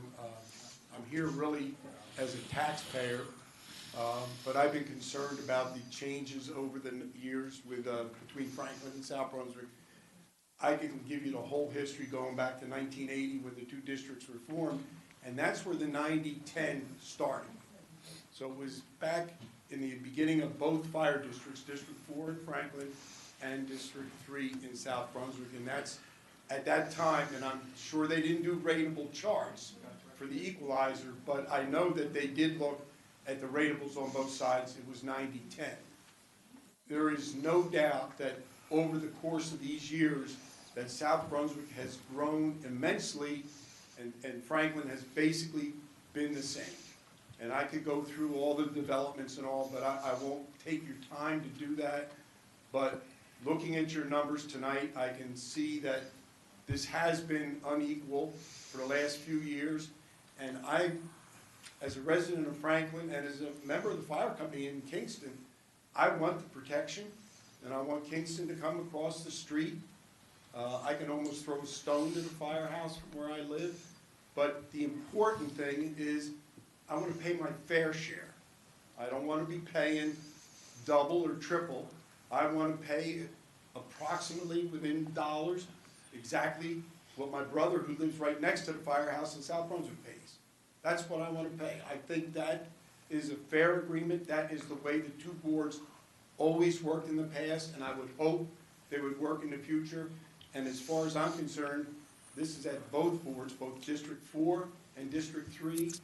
They need to communicate and talk with one another, not talk at each other and not talk and be demanded of from one or the other. They both need to sit down and negotiate and talk in good faith. If that's done, the village of Kingston is a beautiful town. And to be honest with you, most times we don't decide Franklin or South Brunswick. We just consider ourselves residents of the village of Kingston. And I consider that still. I grew up on the South Brunswick side, graduated from South Brunswick High School. We moved to Franklin, and both my children graduated from Franklin High School. But that's just the names of the high school.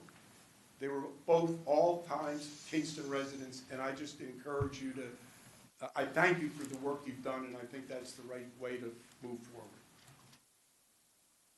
Anyone else? With all the talking in the audience and no one else, okay? Fine. Close the motion, close the public portion. Oh, yeah, yep. Oh, great, come on up. I was waiting for the timer. That's okay, just your name and... I'll be quick.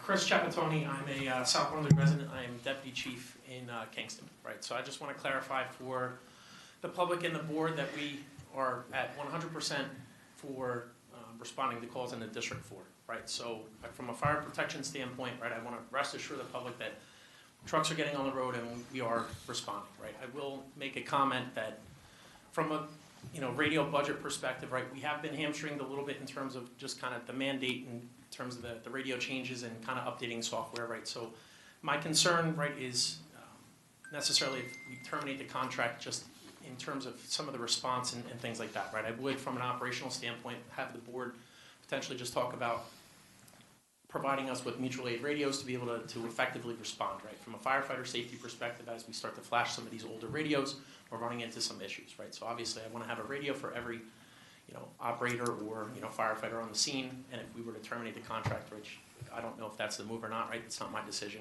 I would just want to make sure that we keep firefighter safety from a mutual aid perspective, in mind, right? So just don't want to hamstring the crew as they go out. But I appreciate the time. It's not very often you get to address the council, but thank you for that. Anyone else? No one else? Sure, okay. So then, yes, Mayor, I'll motion to close the public portion at this point. Second. Moved and seconded, all in favor say aye. Aye. Opposed say nay. Public session is closed. Council members, do we have comments? I don't know if anybody has the numbers. I just had a couple questions. And for what it's worth, at the end of the day, this is really, I'm glad whoever was saying that. It's Kingston.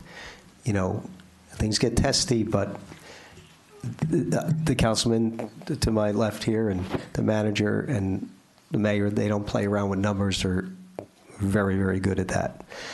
I think what it was is, quite frankly, I'm assuming, give benefit of the doubt, that when South Brunswick did not realize about the I understand taxes, and every year we do evaluations and towns don't.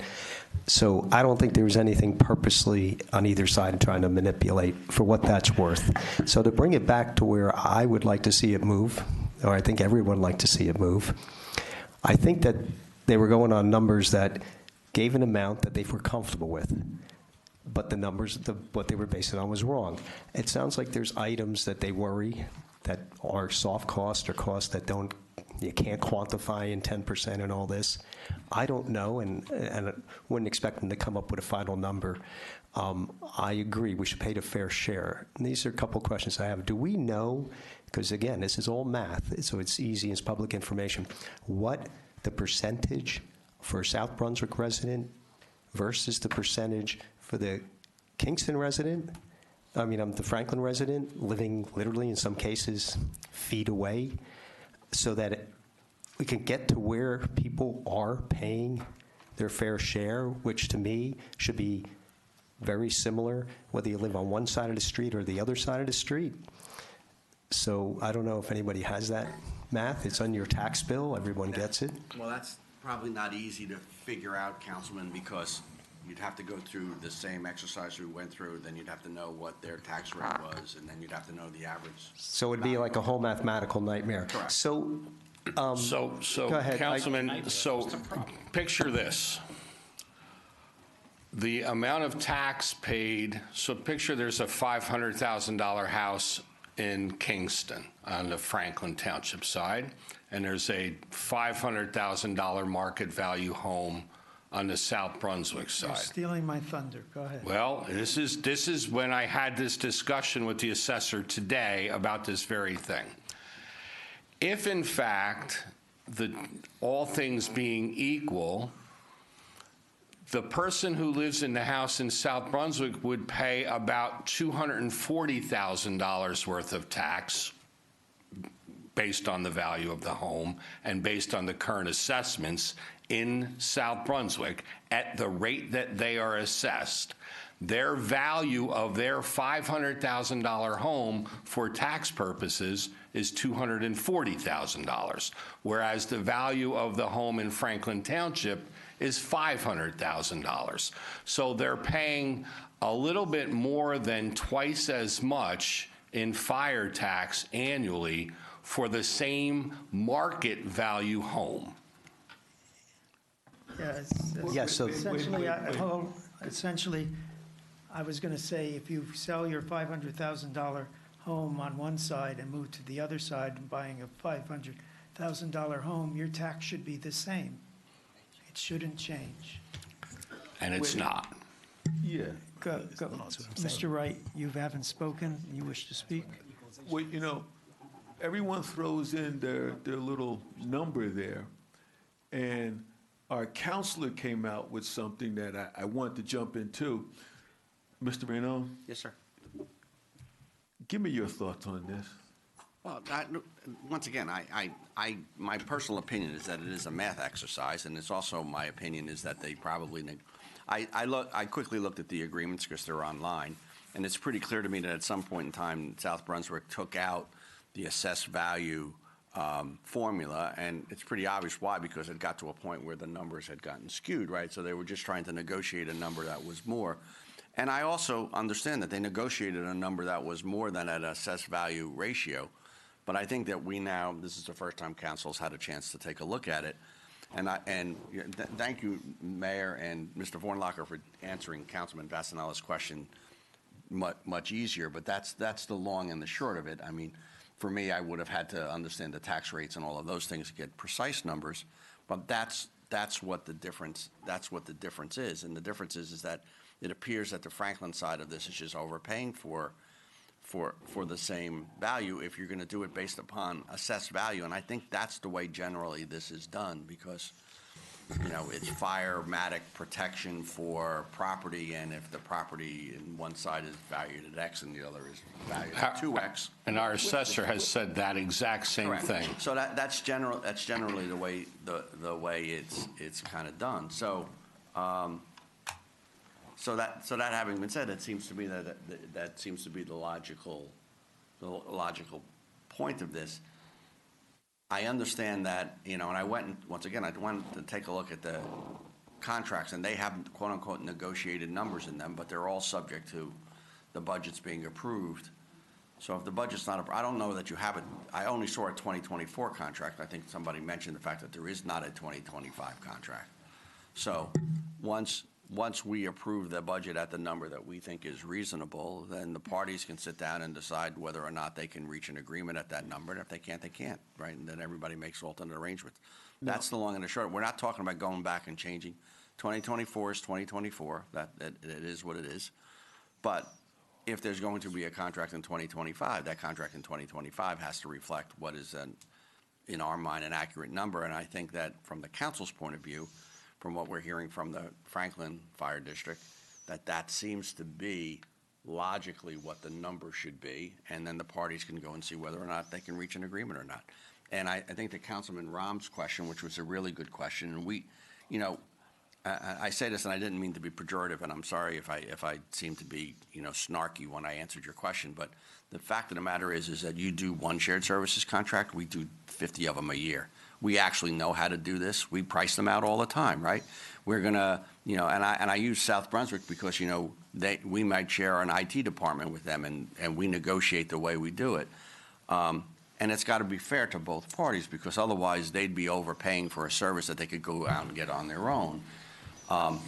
So we do understand how to do this, and I think that that's what Councilman Potasnik has laid out, and I think that it seems to me to be logically what happens is that the council now makes a decision based upon that math, and then we leave it. The fire district will now know what their budget is, which is a good thing, and then the fire district in Franklin could sit down with the fire district in South Brunswick, and if there is a deal to be made, there's a deal to be made. If there's not, then there's not. But that seems to be, I think, where it is at this point in time. Councilman, I hope that answers your question. I just got one more little point there. Sure. That 10% just blew me out the water, because they kept throwing that thing back and forth at each other. And I kept trying to figure out, I understand Councilman Ed's, I understand that point, but I was trying to grab their point, and because they said it didn't matter. Well, I think what they were saying is this, is that I think we were both saying, what both of us were saying was the same. What they said is, there's no 10% in the contract. I agree. There's no quote-unquote allocation in the contract. I agree with that too. But their contracts were very interesting, because they said in one paragraph, we shall allocate, and a couple of years later, the contract said, we shall negotiate. But then 3 paragraphs later, it said the number is $59,377.05. So it came to a number. What we were able to do when we looked at that number is back into, hey, we're paying 10% of the budget, because we know the number. No. And we're only 5% of the value. So all we did was, I understand you negotiated it. But the long and the short of it is that we now understand what the effect of that negotiation, and it appears on analysis that the Franklin Fire District was overpaying. Right? Mayor, I think, not having been involved in anything before tonight, I think that pretty much seems to be where we are. So, and I just, just to go one step beyond, when you talk about shared service agreements, it's kind of ironic that the township has a shared service agreement related to fire service, fire protection. And that shared service, we have a shared service with 3 of the 4 fire districts here in Franklin Township, Fire District 4 being one of them. And the method by which we determine annually the cost of that shared service agreement and how it is divided is by the ratables of each individual fire district. And so that shared service agreement is, I want to say, about $90,000 or $100,000 a year, of which Fire District 4 is responsible for $1,200, because the ratables in District 4 are, as we've said, about $989 million. And I think the next smallest fire district in Franklin is about $2.5 billion. So that's why the share is so small. Sure. So it is a very common method, but it is also a percentage that's calculated annually based on our annual assessments. That one question. Yes, sir. We're 101% value. In 2024, which is what the calculations for the 2025 budget would have been utilized, because fire district budgets get elected in February, so they used the 2024 numbers.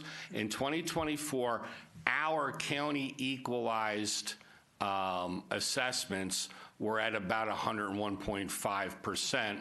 That's a yes. Yes, and so we took that number and made it 100%. Okay.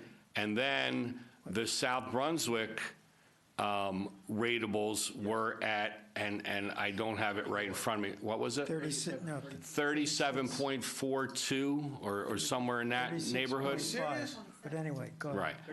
And we did the math to get them to 100%.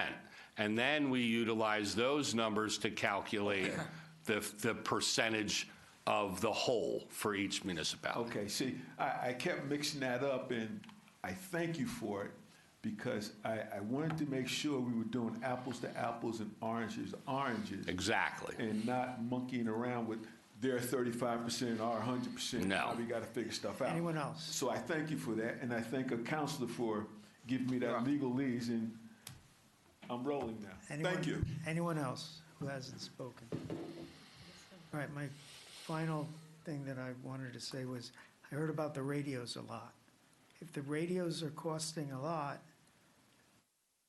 and Franklin benefits from the radios, then next year, put that as part of a shared expense. That's the simple answer to it. They want to pay their fair share. Just put it as part of the expense. Mr. Mayor, I want to say that was one of my little questions here. I wrote it down about the radios. What's the story with them? And you asked that question, and I thank you for it. All right, so if there's no other discussion, I present Resolution 25098, introduction of the calendar year 2025 Hamilton Street Special Improvement. Oh, No. Jesus. I wish we were there. I'm sorry. Now we need a resolution setting the fire department budget, Mr. Mayor. Yes. 85099. Wait, before you do, can I have the number to put in the resolution? Do I need to make a I motion was on going to that? ask him that. Okay. Yeah, you have to make a probably ask a motion. motion, yeah. So the number is $48,573.66. All right, so I'll try again. I present Resolution 25099, setting the annual budget for Fire District Number 4 pursuant to NJSA 40A 14-78.5 and NJSA 40A 14-79 to the Township Council for their consideration with the aforementioned value. Do I have a motion on that? So moved. Second. Moved and seconded. I painfully ask, any further discussion? Madam Clerk. Councilman Barrison? Yes. I'm guessing it's this one here. Which one?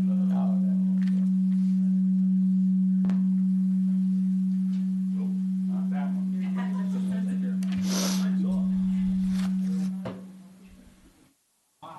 All right, Bob. No, it's still going. Okay.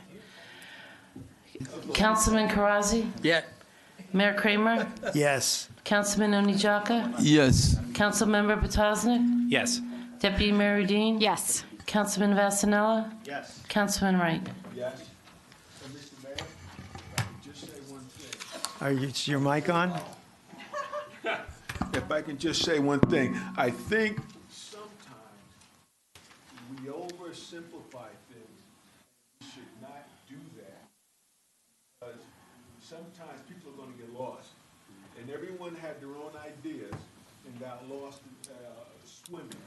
And I think that our attorney spelled it out good at one shot. One shot, he spelled it out good. Now, our township manager spelled it out, the one with the guy I sit next to, Councilman Head. But I just want everyone to know in TV land, if you are confused at any particular point, if you are confused, see that guy at the end and have him explain it to you bit by bit if you are confused in anything that we just did. Thank you, Mr. Wright. Because you're paying for it. Thank you, Mr. Wright. I'm just letting them know.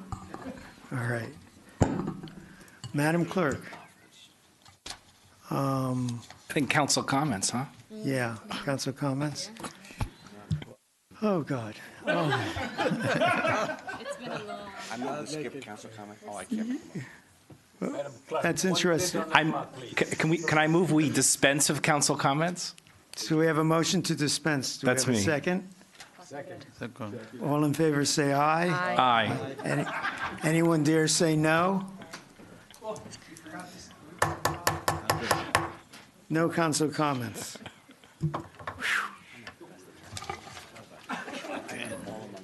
Let me send this to myself. Mr. Manager, was there anything vital that you needed to report on? Mr. Manager, was there anything vital you needed to report on? I have nothing.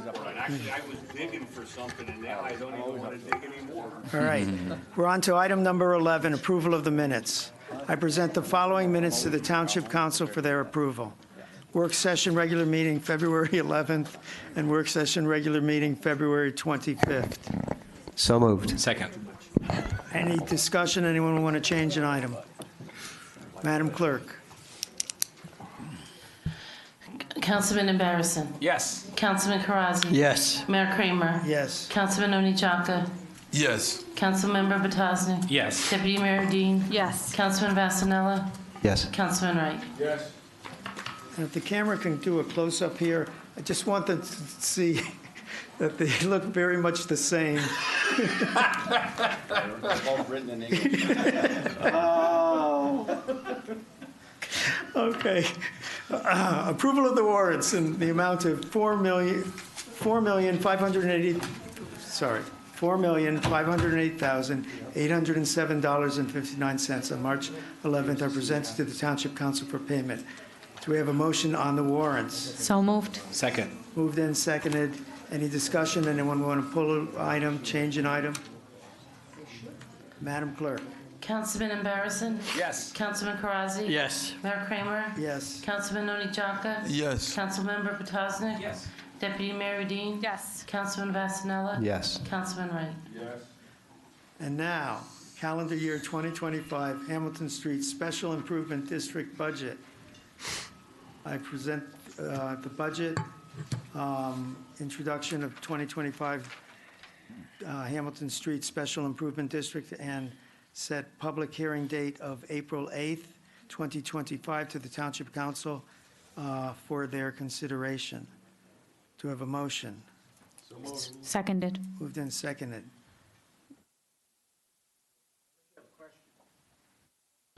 Mr. Dominic Ask something. has nothing to say. Okay, any other discussion? Madam Clerk? Councilman Embarrasson? Yes. Councilman Karazi? Yes. Mayor Kramer? Yes. Councilman Oni Chaka? Yes. Councilmember Batosnik? Yes. Deputy Mayor Dean? Yes. Councilman Vasanella? Yes. Councilman Wright? Yes. Item number 15, we already did number 14, public hearing and adoption of ordinances on second reading. There are none.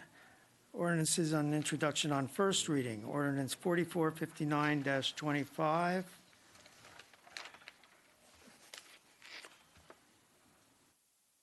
Sorry.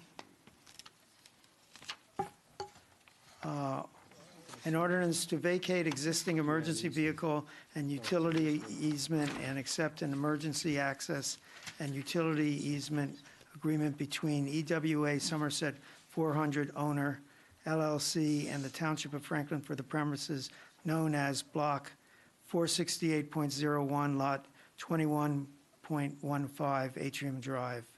The following ordinance is presented to Township Council for adoption on first reading, posting, publication in accordance with law, and public hearing and final adoption at a meeting of the Township Council to be held on Tuesday, March 25th, 2025, at 7 p.m. in the Township Council chambers. Do we have a motion to introduce? So moved. Second. Moved and seconded. Any discussion? I think it's pretty self-explanatory by title. Madam Clerk? Councilman Embarrasson? Yes. Councilman Karazi? Yes. Mayor Kramer? Yes. Councilman Oni Chaka? Yes. Councilmember Batosnik? Yes. Deputy Mayor Dean? Yes. Councilman Vasanella? Yes. Councilman Wright? Yes. Okay, ordinance 4460-25, an ordinance amending the municipal code of the Township of Franklin, County of Somerset, State of New Jersey, more particularly Chapter 115, Dogs and Other Animals, adding Article 6, Backyard Chicken Flocks. The foregoing ordinance is presented to Township Council for adoption, first reading and posting and publication in accordance with law, and public hearing and final adoption at the meeting of the Township Council to be held on Tuesday, March 25th, 2025 at 7 p.m. in the council chambers. Do we have a motion? So moved. Second. Moved and seconded. Well, this is Ed Potasnik night. Since you introduced this ordinance, why don't you explain it? This ordinance allows property owners with a quarter acre or more to start a backyard chicken flock of just hens, no roosters, which is great entertainment, as we heard earlier. But in addition, they also take a lot of food scraps and waste, which versus our waste, and we also get eggs and meat from them. So it's been years in the making. With egg prices the way they are, more and more folks are looking at this, and I think would be doing it without it being official. This is a nice way to make sure they do it safely, as we heard from the health chair, and in a way that conforms and also protects neighbors. So I'm very pleased to have it up tonight. Thank you all. So that's R15 that we allow down to? 10. R10. And then, yeah, it's different. You have 2 at 10 and then a little bit more as you have more property. So just as a point of reference, Princeton and Dunellen allow it down to R5, so half the size lots. And they allow 2 chickens at that level. Any other discussion? Yes, Mr. Mayor, first of all, thank you so much, Councilman. This has been a great thing, and I grew up with chickens, so I know it's a lot of fun. And I was looking forward to have a couple of my grandchildren in Warren. They have 8 of them, and every time they come and they talk about how much fun they have with their chickens, and I'm looking forward to have a couple in my property, hopefully. But there's one thing that I'd like to suggest as an amendment, actually. Honestly, I really don't think it's necessary for us to ask the resident to do the annual renewal. So what I'd like to suggest that we have a one-time $25 fee for a permit application and with no renewal as an amendment for So this. we have a motion. Do we have a second? Second. Moved and seconded. Any discussion? I think the reason for, if anyone have any discussion? No. I think the reason for renewal is to keep track of these birds so that if, as it was brought up earlier, bird flu or some other equal problem were to come up, they know where to go to inspect or to do whatever they need to do. So it's a way of keeping track of them. I would say sort of worst case scenario, we have a list of where the chickens are supposed to be, and we go somewhere and they're not there, right? If someone started it and 5 years later they didn't have it anymore, that would maybe be the downside of having it be a permanent sort of thing. But every year it does seem like a lot. So maybe we could be a one-time fee and a 5-year application, but then people are going to forget in 5 years. We're going to have to send them a letter. And that's why you do it every year, just like a dog license, which is no different. And so that came from the recommendations from the University of Maryland Extension for ordinances related to backyard chicken flocks, is that because of like what we're in right now, an avian flu, so that when you need to know where those chickens are in short order, you have updated licensing annually so that you can now know where you need to go and you're not chasing around something that, remember this, we're talking in short term, right, over the next couple years, but when it's 30 years from now and we have a list that somebody had chickens 25 years ago, and we're starting to go now, and you're going to start looking for things that no longer exist as opposed to an annual permit. And if you do a one-time initial at whatever the rate is that you decide, and you do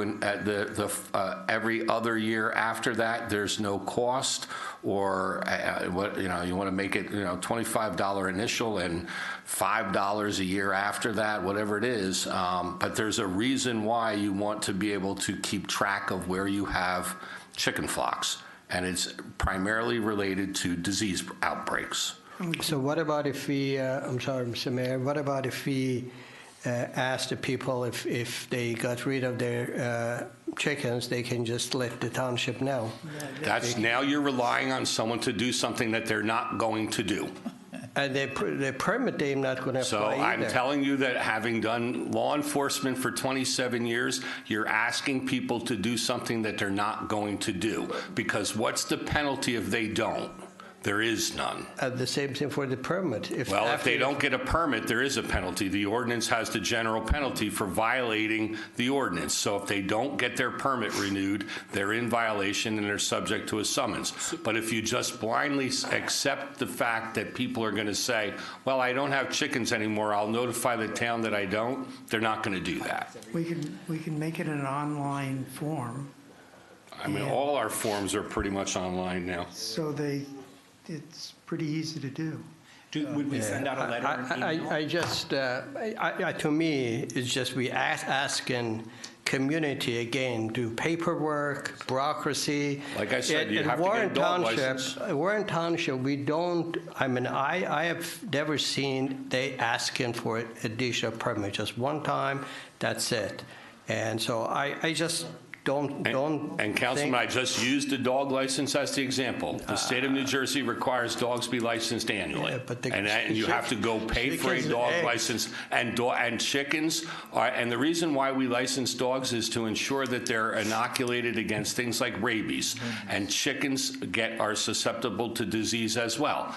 And so the reason why you require that dog to be licensed is the same reason you would require your backyard flock to be licensed. So that A, we know where they are, and B, when there's an issue related to them, whether one escapes or when there's an outbreak of disease, you know where to go find them. That's the reason why.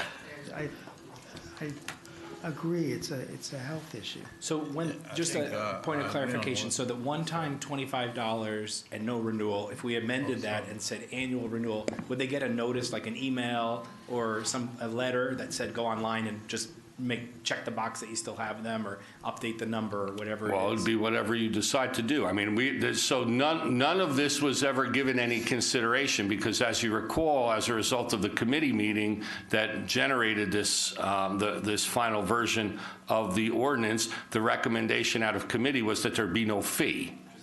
So if there's no fee, then there would be no registration, right? I mean, that was, there was no fee involved in this process. So now there's a fee, so we're going to have to follow up, right? We're going to need to do what it is. But there's no reason why we can't notify. Anne-Marie, do we notify people when their dog licenses are due? Yes. There's the answer. So there's the answer. I would equate it to no different than a dog license, in that the people would get a notice. If when they initially provide the registration, if they provide an email address in that registration, they can get an annual email. Okay. If they just provide a snail mail address, they would get something in the mail. I think I'm supporting what he said. Well, he's saying that one-time $25, never again. Is that what he said? Yeah. That's right. That's the amendment. $25. They do it once, and then they don't have to register each year. No. But Bob's saying, so maybe we amend it and say one-time $25 and then annual free Yeah, that's after. what Bob said. I'm supporting what Bob said. The ordinance that's in the packet still says no fee. Correct, because this was just an amendment to the original ordinance that was a motion to amend, So wasn't my there? amendment No, was... I'm talking about the ordinance that I'm reading that was in the packet tonight. It says that there is no fee. That's correct. And someone just made a motion to amend that ordinance that's in the packet. Oh, I'm sorry, Bob, I thought you had said that originally it was. No, Can I, Mr. Mayor? Yes, go ahead. My amendment was $25 fee and no renewal. If we're going to go to renewal, I will withdraw my amendment. So, Okay, I would make a motion that it's $25, the initial fee, and that you have to, whatever the technical term is, register each year, then there's no fee involved. And I just want to clear with the lawyer, that's my motion, that, Lou, if somebody built another coop or tore down that coop and built another one because you're getting more chickens, that would be considered needed for a new permit. No. You're not licensing the building of chicken coops. You're licensing having chickens on your property. So if Okay. you have 2 chickens and you paid a fee, Okay. you could build a big coop, a small coop, tear it down. And then yearly, we would know because they'd register. So I'm going to leave it as stands, $25. We do yearly so we can keep track, but at no no fee encumbered by the, what is the right word? No, I meant. Flock. Flock holders. Okay, that would be my motion. is there a second? Seconded. Anne Marie, do you understand the motion? $25 for the initial fee, and the renewal is free. Correct. Annual That's it. renewal, Annual renewal. that's free. Right. It's obviously Anne Marie's microphone, Councilman Wright, not yours. And any discussion, further discussion? What about, anyone want to discuss chicken coops in Fire District 2? Mayor, I think we had a Okay. lengthy discussion. So we're going to vote on the motion. Only if they split it 90-10. Madam Clerk. Councilman Embarrasson? Yes. Councilman Karazi? I'll pass. Mayor Kramer? Yes. Councilman Oni-Chaka? Yes. Councilmember Botasnik? Yes. Deputy Mayor Udine? Yes. Councilman Vasanella? Yes. Councilman Wright? Mr. Karazi passed. That means we go back to him. Councilman Karazi? If you want to abstain, then, Or vote no. I'll abstain. okay. That's the amendment. Does anyone have further discussion on the ordinance? Thank God. Madam Clerk. Councilman Embarrasson? Yes. Councilman Karazi? Yes. Mayor Kramer? Yes. Councilman Oni-Chaka? Yes. Councilmember Potasnik? Yes. Deputy Mayor Udine? Yes. Councilman Vasanella? Yes. Councilman Wright? Hey, come on. All right, let me see if I can get to the right place in the agenda. Consent agenda, items A through, is that an I or an L? L. As listed in the consent agenda portion of this meeting are presented to the Township Council for adoption. Do I have a motion on the consent agenda? So moved. Second. Moved and seconded. Any discussion, and anyone like to pull an item? Yes, sir. One little item, and it takes 30 seconds. J, Resolution 25109, and the only reason I'm bringing it up is so the township residents know exactly what this was. So,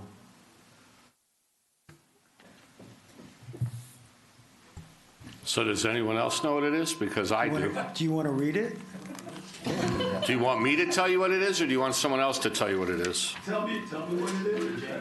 So J is a resolution accepting the grant that's received annually from the Governor's Council on Substance Use Disorder by the Franklin Municipal Alliance Program for $8,852 for the Municipal Alliance to use those funds in furtherance of drug and alcohol abuse education. So now, is that at a particular group, or is just? The Municipal Alliance is a committee that you as the council appoint, and it's the Municipal Alliance Against Drug Abuse. And it's every municipality in the county, and likewise, I believe every municipality in the state has a municipal alliance, and their funding comes through that Governor's Council and then filters through the counties and their the county alliance, for lack of a better term, the county office on drug abuse, to utilize those funds for drug and alcohol abuse education. So that's what it is. It's accepting that grant. Anyone else have an item? Madam Clerk? Councilman Embarrasson? Yes. Councilman Karazi? Yes. Mayor Kramer? Yes. Councilman Oni Jaka? Yes. Councilmember Petosnik? Yes. Deputy Mayor Udine? Councilman Vasanella? Yes. Councilman Wright? Item 18, resolutions to be voted on separately. There are none. Item 19, old business, boards, committees, commissions. Does anyone have any nominations? I have one nomination, Mayor. Yes. Claudette Latimer as a Hamilton Street Advisory Board member, filling the one of two long-standing resident category openings. 100% residential membership, unexpired, 3-year term ending. Well, I would just give the full term. Well, you have a choice of ending 2026 or 2027. My understanding, she's looking very forward to serving for as long as they'll have her, so I would let it fill the position ending in 2027. Okay. Any other nominations for that position? Oh, no. Any other nominations for any other positions? We can do this by acclamation. All in favor, say aye. Aye. Aye. Opposed, say nay. Motion is carried. Congratulations. There's no executive session. Who wants to adjourn? Say aye. So moved. Opposed, say nay. Be well, Franklin. Take care of your chickens.